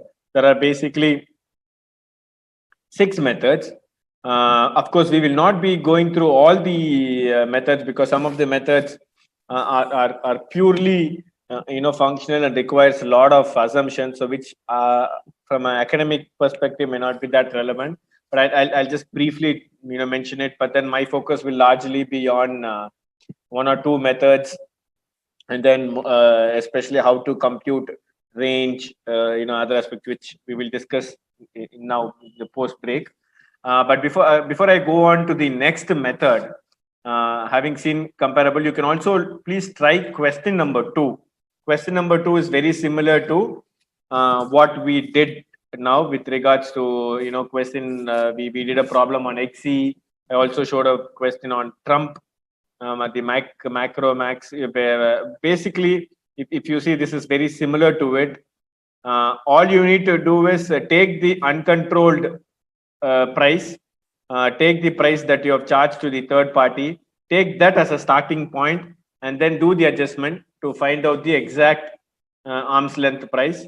For example, in this question number 2, when you look at it, Aram say, you will find out that for the unrelated party, it is done on a CIF basis, cost insurance price. So normally in a CIF basis, the buyer bears the logistics cost. So therefore, but if you see, when it comes to its related party transaction, it is done on a FOB basis. So therefore, you have to make that particular adjustment and accordingly find out the arm's length price. So this example, please go through. So this is similar to what we earlier did.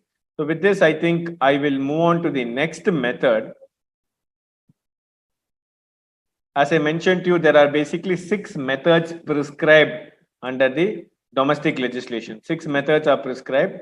The 6th method is the other method, but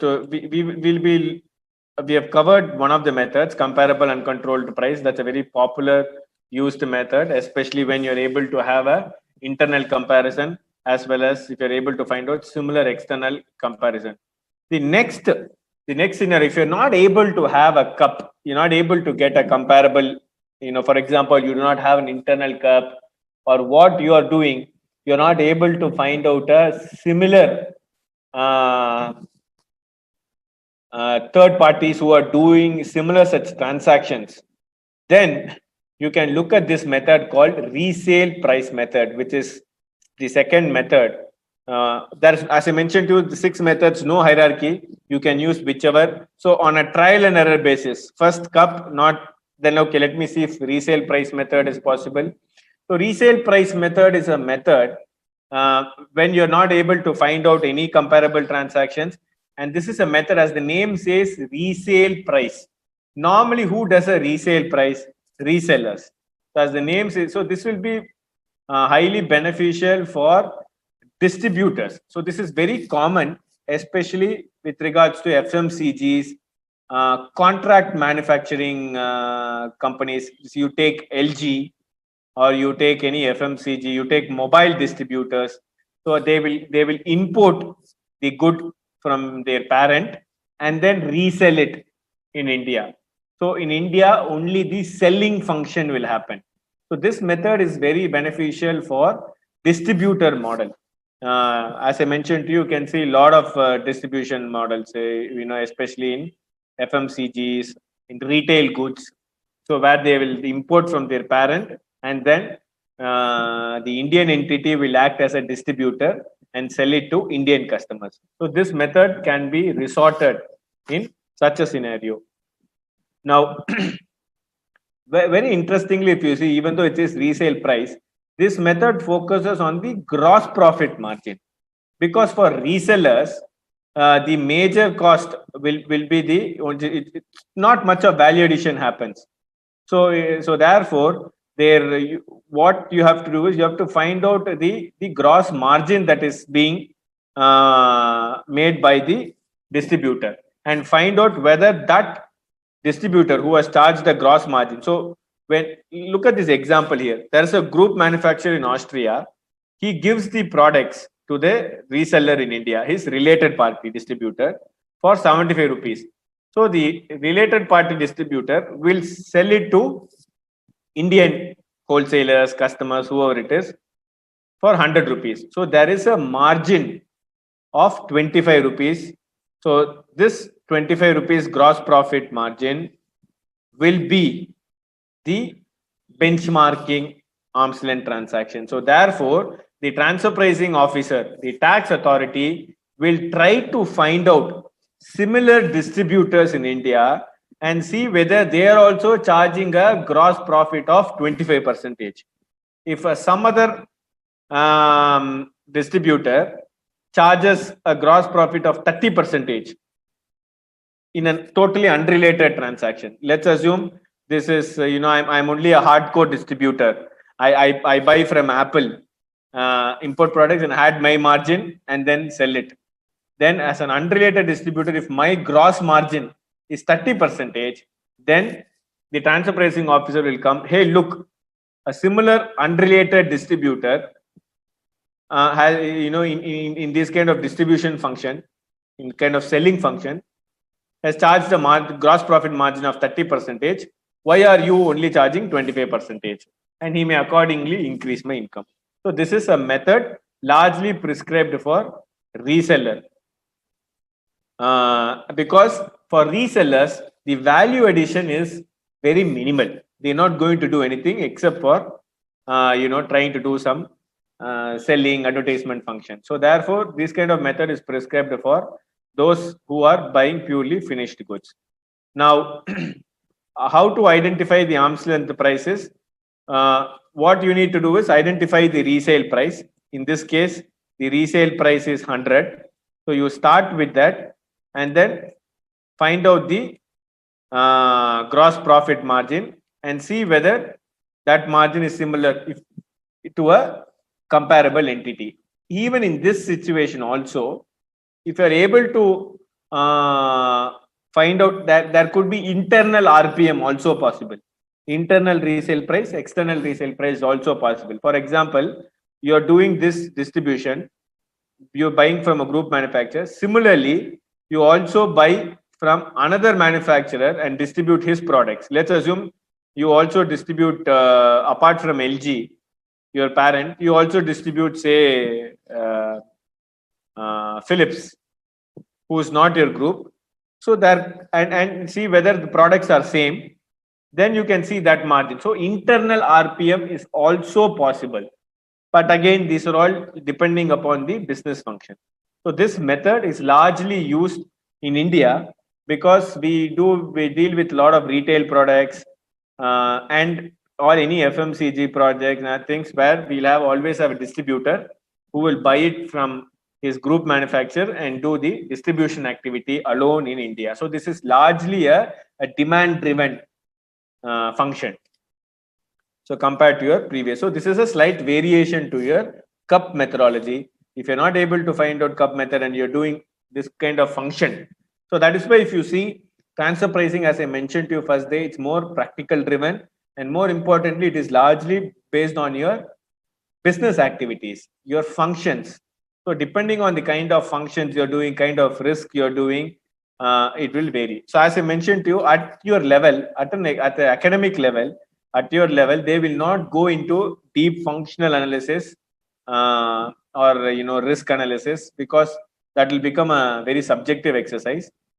So they will only restrict at a very superficial level, try to find out whether they are at arm's length. So a question that you can expect in a resale price method is, before you. So I would want you to try this resale price method. As I mentioned to you, here you have to benchmark the gross profit margin. So you start from your resale price. Now let's take this example. Assault Corporation France and Sunil Company are associated enterprises. Okay. Now Sunil Company imports 3,000 engine for electric vehicles at 7,500 per unit. So it imports engine from its parent company for 7,500 and it sells it to its Indian customer at 11,000 per unit. So this is a distribution activity. Buy from my parent and distribute it to Indian customers. Now, interestingly, just to make life easier for you, Sunil also imported similar products from an unrelated party, HAL Limited, and sold for a gross profit margin of 20% on sales. So, similar product from unrelated party sold for a gross profit margin of 20% on sales. Now you can use this as a benchmark. So Assault offered, the parent company offered discount of 1,500 per unit to the Indian distributor. HAL offered only INR 500 per unit. Freight cost for imports from France is 1,200. Freight cost for HAL is 200. So these two are basically adjustments. So I want you to find out the arm's length price and the amount of increase. I repeat, Sunil Company imports 3,000 engine at 7,500.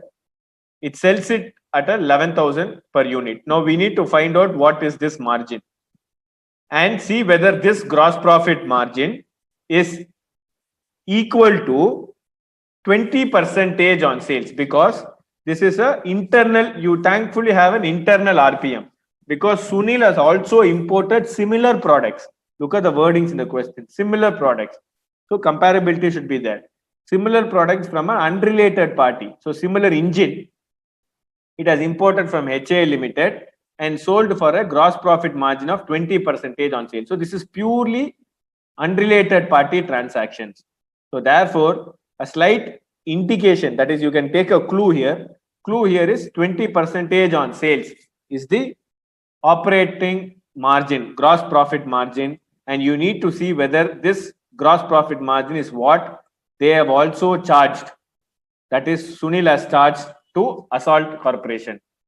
You need to find out. So this is what you need to, but before you also find out, you should take these adjustments also. Assault offered discount of 1,500, whereas HAL offered only 500 per unit. Freight cost is 1,200 for Assault. Freight cost for HAL is only 200 per unit. I want you to find out the arm's length price.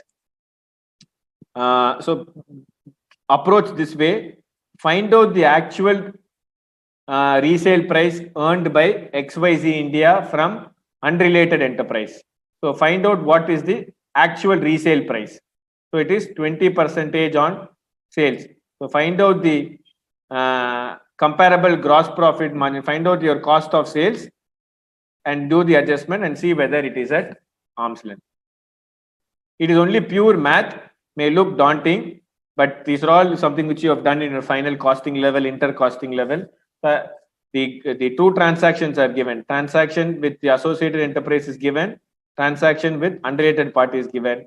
So now you need to benchmark the gross profit and find out the gross profit and see whether this gross profit margin that I have charged to my related party is equal to what I have charged to my unrelated party. If not, adjustments to be made. I'll give you exactly 5 minutes.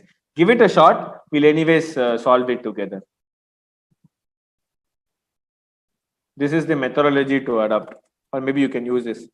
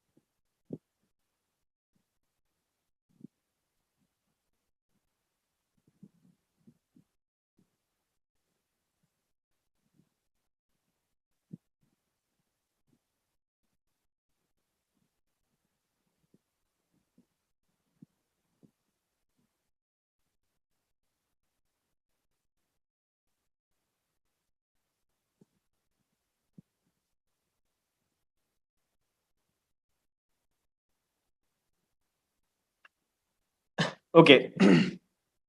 I don't know if you had. I didn't get any answers. So anyways, let's do this. So resale price method, basically all I'm trying to say is you need to find out whether the gross margin, so this amount that you're buying. So what is the controlled transaction here? The controlled transaction here is I buy from my parent. So whether have you paid the right amount? So the logic is this. So as a distributor, my controlled transaction is the import transaction. So whether have I paid a higher amount or have I paid a reasonable amount? Because that is where you can do a transfer pricing or tax arbitrage. What you can try to do is you can import it at a higher cost. If you import it at a higher cost, obviously your expenses will go up. In India, you will pay less taxes. So you need to find out whether have you imported from your parent at a arm's length price cost is what we need to find out. So this is the objective. Now, so here what has happened, Sunilco has imported 3000 engine at 7500 unit and it has sold to Indian customer at 11,000 per unit. Now we need to find out whether this 7,500, whether this 7,500 that Sunil company has imported, whether this is at arm's length is what we need to check. Now how can we check? It has imported similar products and sold for a GP margin of 20% on sales. So therefore, the unrelated party gross profit margin is 20% on sales. Okay, so this we can keep this as a yardstick. So these are the other adjustments. So let's do the first step. My first step is what is my resale price? My resale price is I've sold to an Indian customer at 11,000. So that should be your starting point. So your unrelated party. So you have sold it to an unrelated party for 11,000. Now we are trying to find out the cost of goods sold. What is that I've imported from my parent? Now my resale price. So we are doing a back working because we know if you look at this example here, we know this 100. So therefore, based on this, we are trying to find out and benchmark whether this 75 is similar to what I would have imported from an unrelated party. So this is the concept which we are trying to find out here.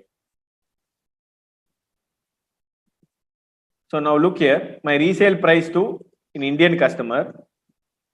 This is my 11,000. What is my gross profit margin? 20% on sales. This is what I charge to an unrelated party. So my gross, so these are the adjustments. So my gross profit margin is 20%. So I will deduct because this 11,000 includes my 20% margin, 2,200. Now next, are there any adjustments to be made? Assault offered discount of 1,500, but HAL offered only INR 500. So therefore, I have an incremental quantity discount that I need to reduce to find out my. So HL has offered only 500 rupees, but my associated enterprise offered a discount of 1,500. Now I have to bring it to neutral. So therefore, I will give 500 as a discount because that is what a similar manufacturer gives it to me when I import. So the incremental, I have to reduce it from my resale price. So I will remove that 1,000. Similarly, if you see, my freight cost from my parent is high, 1,200. But whereas freight cost from unrelated is only 200. So that incremental also, I will remove it. So if I remove it from my resale price, my arm's length price is 6,800. So my arm's length price should be 6,800. This is what the cost that I should have imported from my parent. But what is that I have bought from my parent? I have brought it for what I brought it is for 7,500. My arm's length price is only 6,800. So this difference of 700, I have extra paid. I should have only paid 6,800 per unit. but whereas I have paid 7,500. So basically what you have done is, how you have paid extra, by virtue of quantity discounts, purchase expenses. So all these things, and all you need to find out is whether have you paid, what is the how much you should have imported for. So you should have imported for 6,800, but whereas you have imported for 7,500. So this difference 700 will have to be added along with the number of units, and 21 lakhs will be your increase income. You can also do a reverse working. You will find out the same. That is, you compare it with the unrelated party also. See, what has happened here is there is an incremental quantity discount that I've got, which I've passed it on to the customer. So therefore, all these things won't reflect. So here it will look as if you have got, you have sold it at 20%. But actually speaking, you have imported at a higher cost and passed on these things to the buyer, so it will not appear. So you have to remove those incremental quantity discount, because you have paid more to the related party. Similarly, purchase expenses, freight, you have incurred more compared to HAL. So those things have to be removed from your resale price. What you would have paid to the, what is that what is your cost, and then add your gross profit margin of 20%. So ideally it should be on 6,800, 20%, but whereas you have brought it at 7,500. So start from what is your resale price, what is that you have sold to a unrelated party, then do a back working to find out what is that should be the arm's length price. So this is resale price. So you are focusing on the gross profit margin. You are only buying. So your control function is your buy function. You buy from your parent. So that is a controlled activity, meaning he decides already what is that I'm going to give. So you need to benchmark this buy activity, this whatever you import from your parent, whether that cost is what you have imported from a similar unrelated party. I hope this is, see, for those if you're not able to still get it, don't worry. This is just simple math and simple business, because I have not given the imported price of HAL Limited URP. If you look here, Sunil imported similar products from HAL URP and sold for a gross profit margin of 20% on sales. So you put 6,800, 20%. That is what. So basically, to add flavor, I have not given what is that you have imported, what is the price you have imported from HAL. Had I given you that price imported from HAL, so let's assume had I given this as 6,800. Sunil imported similar products from HAL at 6,800 per unit. Simple, over. 6,800, but whereas 7,500, the straightforward answer. But then just to give some slight modification and to make it a little complex, this is not given. Instead, some adjustments are given. For example, Assault had offered me 1,500, but HAL had offered only 500 of discount. So whatever additional benefits I am getting, that I have to reduce it from my resale price to arrive at my arm's length price. So this is with regards to resale price method. So if you have any doubt, you please let me know. I'll be happy to answer it. I repeat again, here you have an internal RPM. So you are basically trying to find out the gross profit margin. So what is that you have imported from your related party? Is it the same amount with which you have imported from an unrelated party? So which is what we did a back working, and we found out that the arm's length price, that is, you should have imported for 6,800. 6,800 is what you had imported from HAL. But whereas from your related party, you have imported at 7,500. So this difference of 700 is the transfer pricing adjustment. I hope I'm clear. But anyways, you go through it once again tonight or tomorrow. I think you'll be in a better position to understand it, because what we have done is no rocket science. It is only pure mathematics. At the end of the day, you need to see what is that is your controlled transaction. That is your transaction with related party. So in this resale price method, your transaction is your buying, that is your importing activity. You need to ensure that what you import from a related party, that price should be equal to the importing price from a third party. If it is higher, that means you are showing more expenses in India, which means you are showing lesser profit in India. So therefore, the accordingly adjustment will be made. So you use that fundamental premise. I think you can navigate through it. So with this, I move on to the next method. The next method, I'm not going to spend much time. So this is again another variation, cost plus method. So this will be applicable for manufacturers who are only doing semi-finished goods or company providing services. So just like resale price method, this is also here you will find you will be doing services. So this is please flip scenario of resale price method. Here you will be charging margin to your related party. In the resale price method, the price you actually get it from your related party, and then you charge margin to an unrelated party. Here it is the other way around. You will do an activity and you will charge gross profit margin to your related party. So this is the other flip variation of resale price method, which is cost plus method. I'm not going to go into it. Same logic, you have to ensure that whatever you have charged to your associated enterprise with gross profit margin, you should have charged the similar margin to an unrelated party as well. That is what you need to find out under cost plus method. Again, from a exam perspective, don't worry, they will not go deep and give you these kind of I've only given you in fact the resale price method, the complexity is largely I want you to appreciate the different methods. All they may ask you is what are the different kinds of methods, and if possibly you make this is the maximum kind of complexity with which you may get a question. So cost plus method is another method, again depending kind of activity. Profit split method, again I'm not going to go into it and spend my time because this is not much used in India also.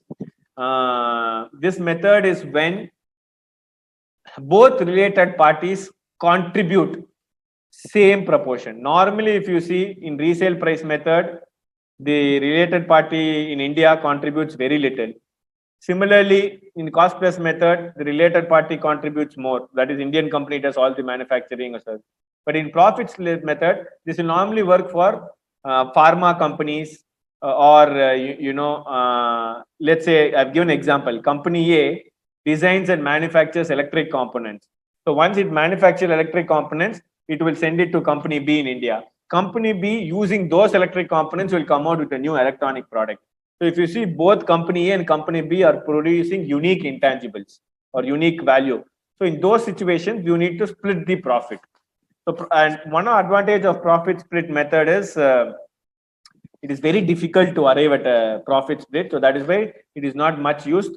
But off late, there is a lot of guidance coming in. But anyway, don't worry. At your level, I don't think they'll get into it because you need to have a lot of facts. Who does what are the intangibles?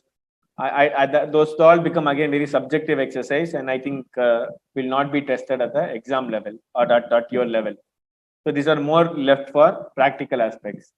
And even practically in India, we don't use profit split method. But I'll move on to the fifth functional method, which is transactional net margin method. So this is very, very commonly used method in India.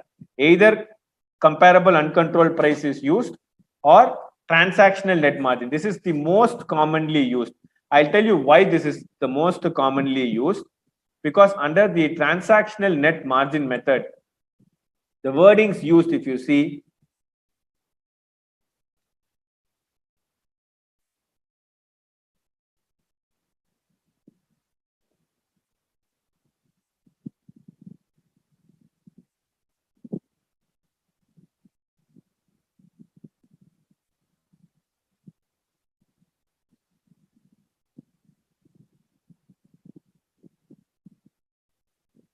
so in a transaction net margin method, if you see the as the name says, net margin.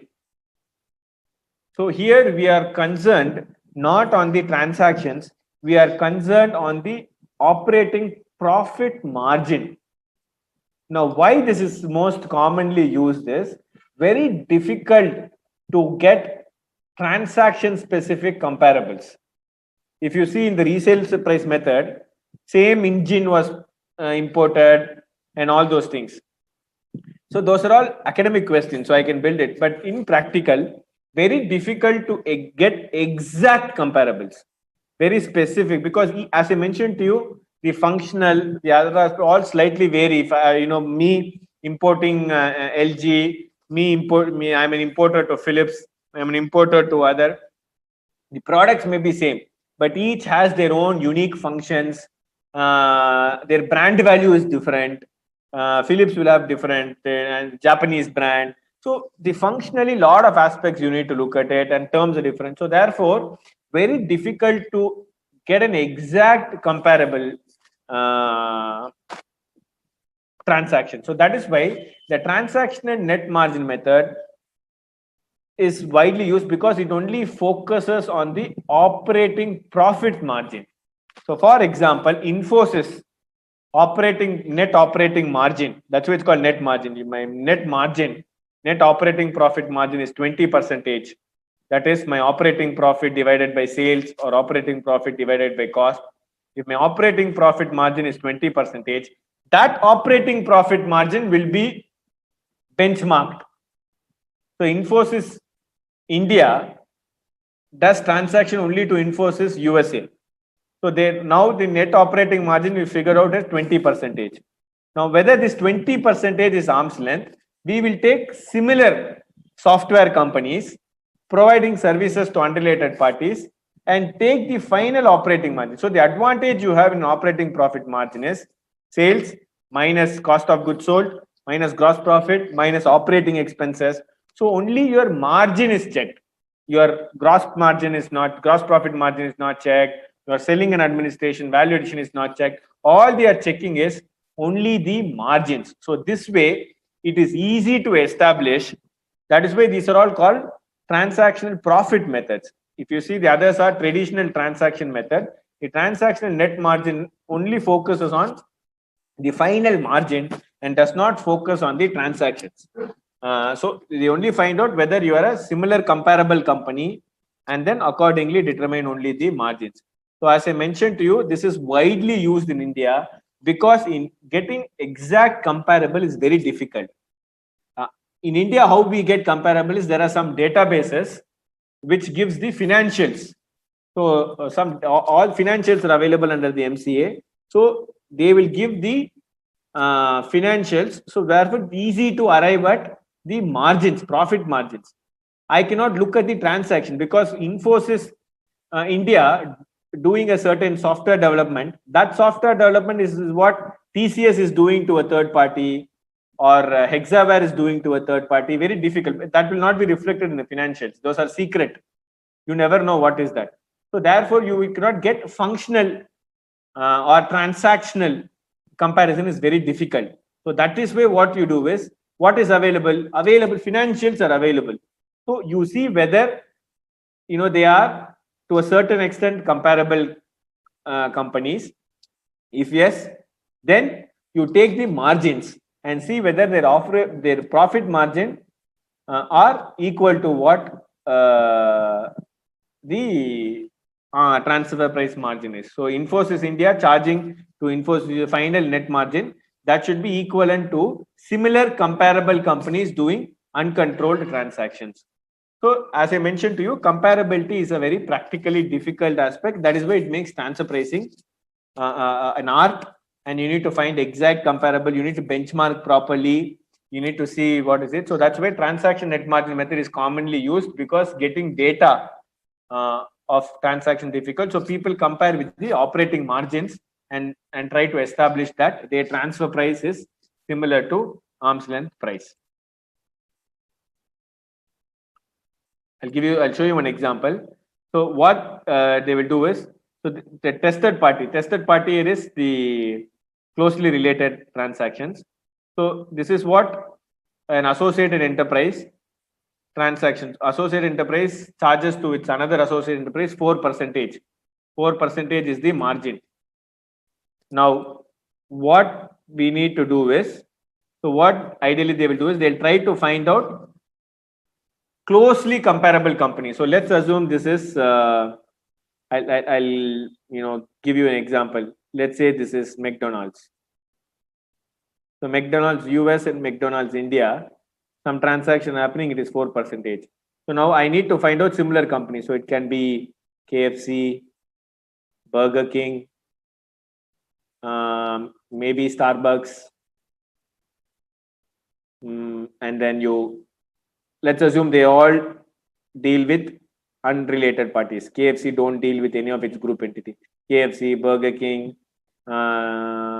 this is Starbucks. I'm just coming up. This can be, say, Haldiram's. If you think they are closely, they are in the same. So now what will happen is McDonald's will say, look, KFC is charging an operating margin of 2%. This is easy because you go transaction where, McDonald's will know burger or, veggie burger, aloo tikki. So you cannot compare, whether, KFC doesn't do it. It's all different, Haldiram's doesn't sell non-veg, they don't even sell burgers, they do pav bhaji. So you cannot get into those aspects. So therefore, TNMM helps, okay, sector-wise, let's try to see, they're all coming under edible, fast food joints, quick eating joints or something like that, and try to find out the comparisons, comparables, and then see KFC charges an operating margin with all these. And mind you, all these comparable companies should only be doing unrelated transactions.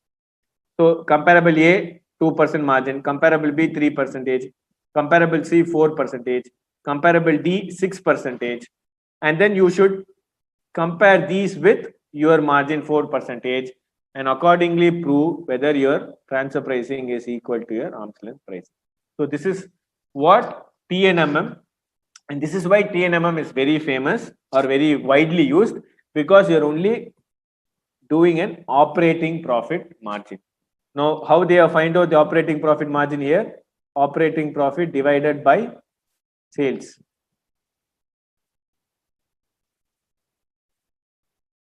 Operating profit divided by sales. That's how they have found out. You can always ask, why can't it be operating profit by cost? So this base, whether it is operating profit by cost, operating profit by sales, there are also various other indicators that is called PLI, profit level indicator. But anyways, let's restrict only to operating cost and operating sales.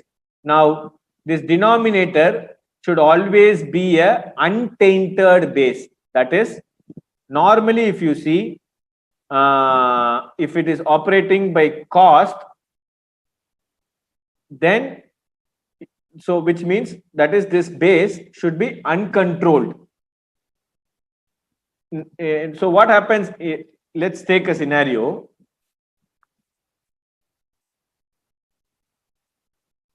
Indian company providing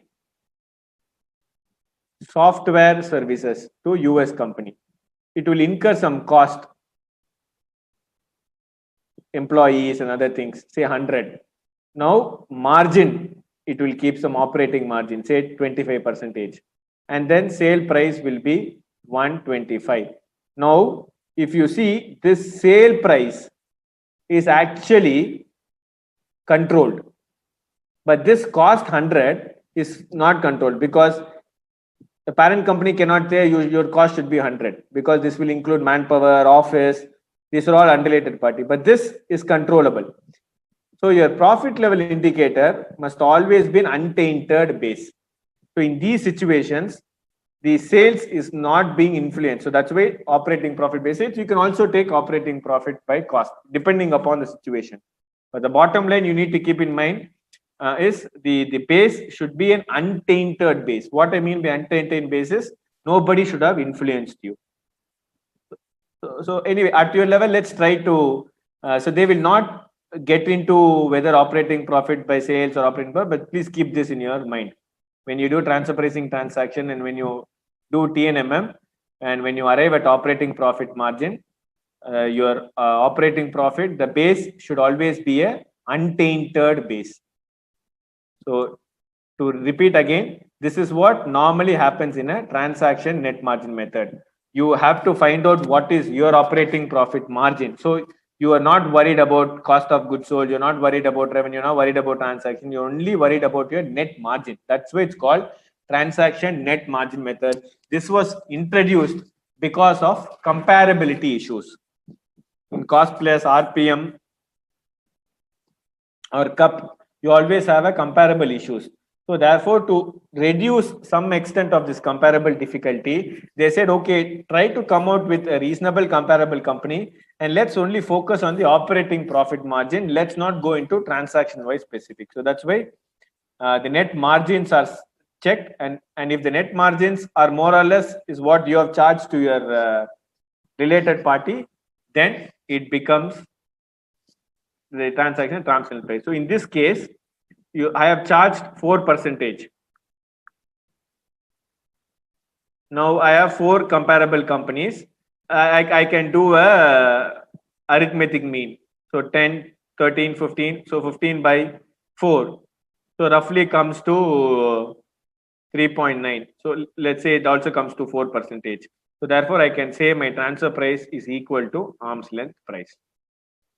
Now, what happens is, normally in TNMM method, you will have lot of comparables. So all these are arm's length prices. So you will get more than one arm's length price. So that is when it becomes slightly tricky as to which one will you choose. Now the income tax officer can come back and say, no, I'm only going to choose comparable A. I'm only going to choose comparable D. And he has charged an operating margin of 6%. So you should have also charged 6%, but whereas you have charged only 4%. So I'm going to make an adjustment of 2%. That is also possible. Alternatively, you will come back and say, hey, hang on, look at comparable A. He is charging only 2%. Look at me, I'm charging 4%. So my transfer price is greater than my arm's length price. So no adjustment is required. So to avoid, especially when you have multiple arm's length prices, these issues will be there. So how to solve it is what we are going to see next.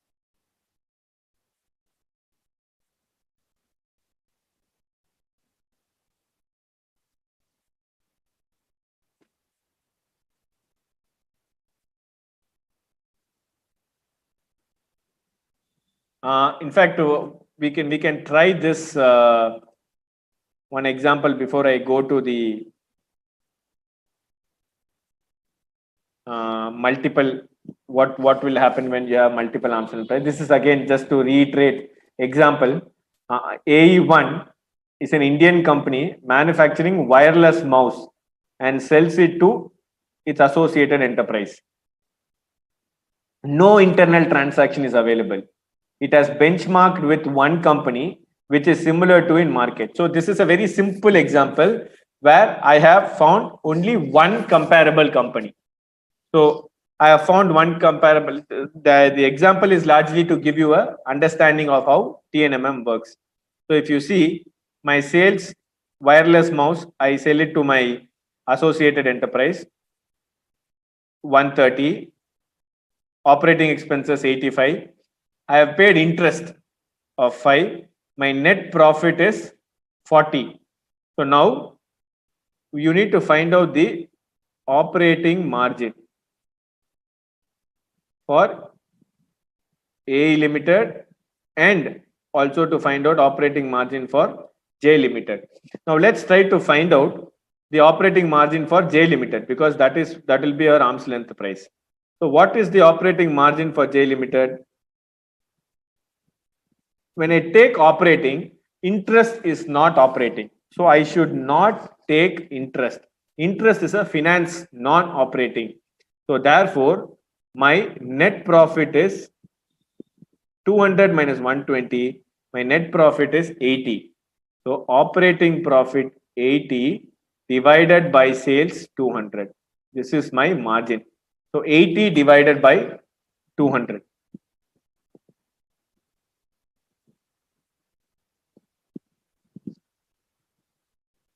80 divided by 200. So my operating margin will be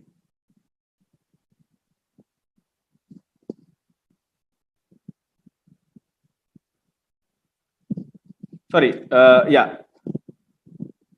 No. Here I can take the base as in this situation. If you look, this is very interesting. Okay, good that I made this example. If you look, what is the PLI I should take? Should it be 80 divided by 200? Should it be 80 divided by 200, or should it be 80 divided by 120? That is my cost. So whether it is OP by sales or OP by cost is the question.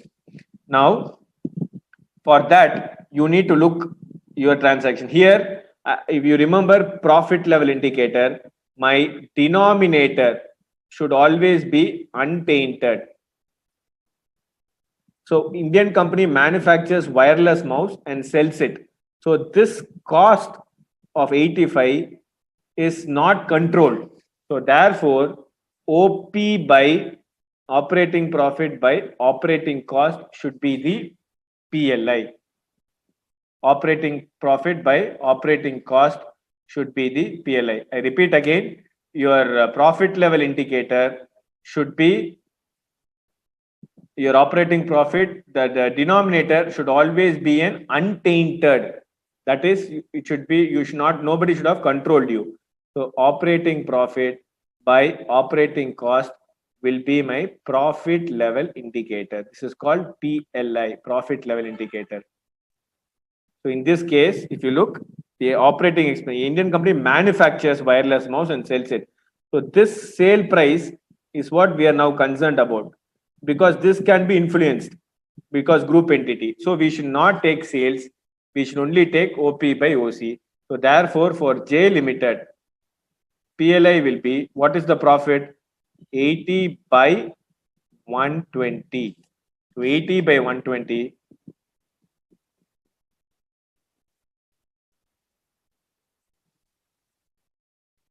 $80 divided by 120. So 66 point.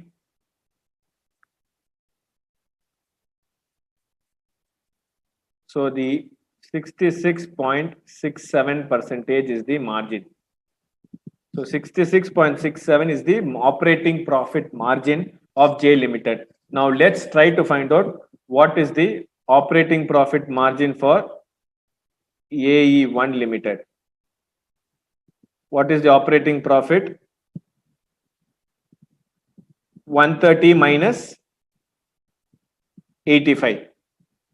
So therefore, which is 45. Interest you should not take, because interest you are only concerned about operating. So 45 is the operating profit divided by operating cost, which is 85. So 45 by 85.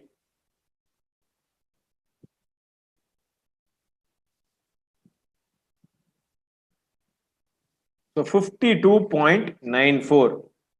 So 52.94 is the margin. So therefore, my transfer price margin is 52.94, but my arm's length is 66.67. So therefore, adjustment has to be made to this effect. That is, under my operating profit 45 plus, I have to keep a margin of 66.67, and it should not be 52.941. So this is what this is the this is how you look at comparing transfer price with regards to arm's length price when it comes to a TNMM method. I hope I'm clear. So please, you should always take your profit level indicator based, the denominator should be, this is your normal costing measures, operating profit by operating cost, operating by operating sale, to find out the net operating profit margin. So here, since we are concerned about a sale, so your cost is untainted. So you find out the J limited 66.67%, whereas you have charged a margin of 52.94%.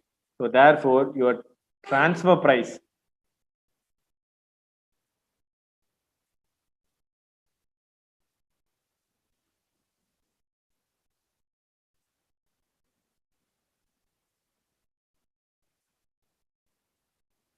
so in the example what we did, my transfer price is margin is 52.94%, but whereas arm's length price margin is 66.67%.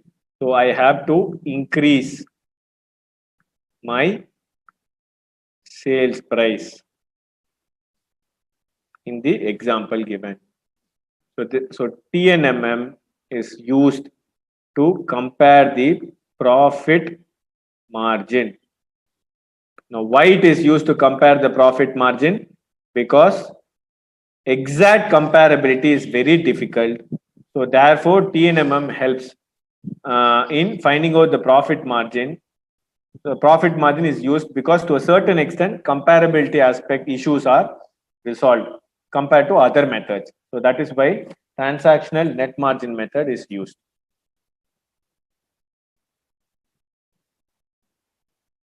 Any question?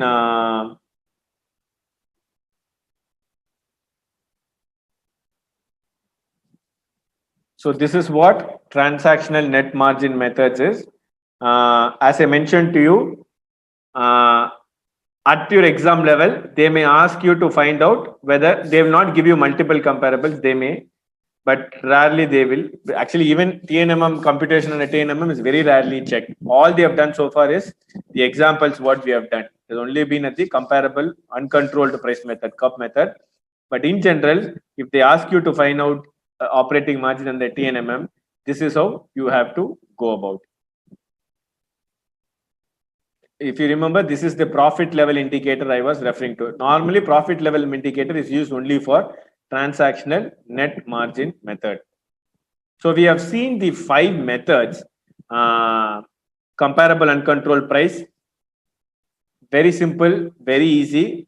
They normally compare with a similar transactions, which is what we did. So at the exam level, try to focus more on comparable uncontrolled price method. The next we saw resale price method. That is only for distributors. So resale price method, CUP method, there's a resale price method, cost plus method, and profit split method are very rarely checked and used. But in India, the next commonly used is after CUP is transactional net margin because of comparability issues. So because of comparability issues, what they do is at least segment level comparison is possible, not transaction to transaction comparable is not possible. So let's try to find out the operating profit margin. If the operating profit margin is more or less the arm's length operating profit margin is equal to transfer price margin, that is how multinational enterprise take comparable companies which are uncontrolled and show their operating profit margin, and they try to compare with their transfer price margin, that is their operating profit margin, which they have undertaken with their related party. And that's how they try to justify that their transfer price is equal to arm's length price. So we saw one example as how transfer price and ALP, how to compute in TNMM. So that example there. Last method, this is a recent introduced method. This was again introduced because even under TNMM, there were a lot of issues in saying, if you remember the example, I was comparing McDonald's with KFC, Haldiram, Starbucks. So this issue again comes up. People are not happy, and taxpayers, where they use the word cherry picking. Taxpayers used to take comparables that will suit them. So they will take, okay, Starbucks is comfortable for me because their margins are similar to, I'll choose. But you look at the tax administrator, tax officer, transfer pricing officer, he will choose the comparable according to his whims, according to what suits him. He will try to choose a company which has more margin so that he can make a lot of adjustments. So this tug and war between the transfer pricing officer and taxpayer always used to happen in transfer pricing, because very difficult to exactly find out a perfect comparable. So therefore, the sixth method was introduced to slightly ease out. That is, if you are able to prove your transaction with related party through a third party quotation invoice, through a valuation report, a tender document, basically these are all proof. If you're able to prove that your controlled the price you have charged to a related party is equal to what I got a third party quotation, I got a valuation report, you're able to establish without comparing with exact comparable, but you have these additional documents to prove. So let's take an example. AE1 Limited owns certain registered patents which it has developed by undertaking research and development. So now it has a subsidiary, a foreign company. Now AE1, Indian entity, has sold its patent to its foreign associated enterprise for 50 crores. This price of 50 crores has been determined based on a valuation report obtained from an independent valuer. Now, let's look at the transfer pricing method. How will you compare this? You have to find out similar companies selling similar patent. Patent itself is unique. If the same patent, then you cannot have a similar patent. So where will you go and find comparable transaction? So these are all practical issues. So therefore, the sixth method will now help me, because I will say, look, I didn't just like that transfer it for 50 crores. I got an independent valuer certificate and he said the valuation is 50 crores. Look at the valuation report from so and so independent expert, chartered accountant, registered valuer. So therefore, I can use sixth method and say that this transaction is at arm's length price. So sixth method is more a residuary method. That is, if you're unable to prove from any of the five and you have some tangible third party evidences like quotation, valuation, tender documents, and you're able to prove, then you can always use sixth method. So, and sixth method is also resort to when you do a buyback of shares, wherever you can possible to get a valuation report or thing. So sixth method will come for rescue.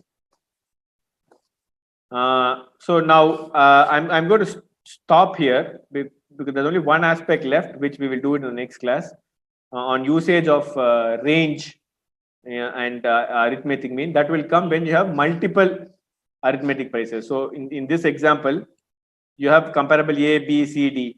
So which of these is the arm's length price? How will you choose? Should it be an arithmetic mean? Should it be a median? Should it be an interquartile range? Should it be some percentile? So when you have multiple multiple arm's length price, then how do you go about? That is what we need to discuss. If you see in this example, very simple. I only have one comparable. So my arm's length price, if you remember, the margin was 66.67%.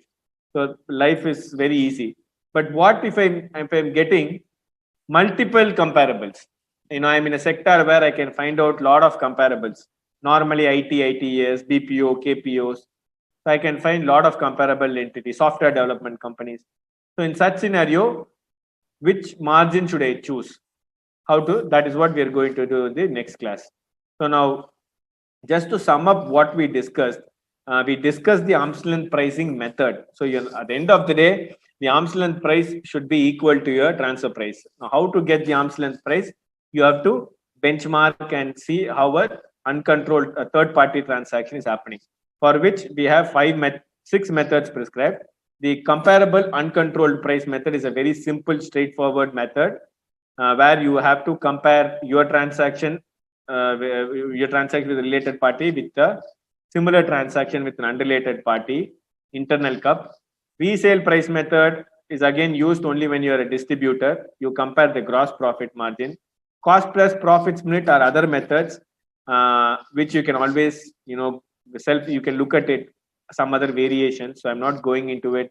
Profit split method, as I mentioned, is not widely practiced in India, and globally also not widely practiced because it has a lot of difficulties to allocate profits. The most commonly used method is transactional net margin method, because under transactional net margin methods, you are only analyzing the operating profit margin of comparable companies. So you're not looking transaction wise, you're not looking specific wise, you're only looking at finally what is your operating margin, whether that operating margin of your company, that is you, when I mean you are a related party, what you are charging to a related party, that operating margin should be more or less same to your comparables, that is your uncontrolled comparables who do to third parties, whether that margin is same to determine the operating profit margin is used under the TNM method. One important aspect on the TNMM is, when you find out operating profit method, what should be the denominator? Should it be sales or should it be cost?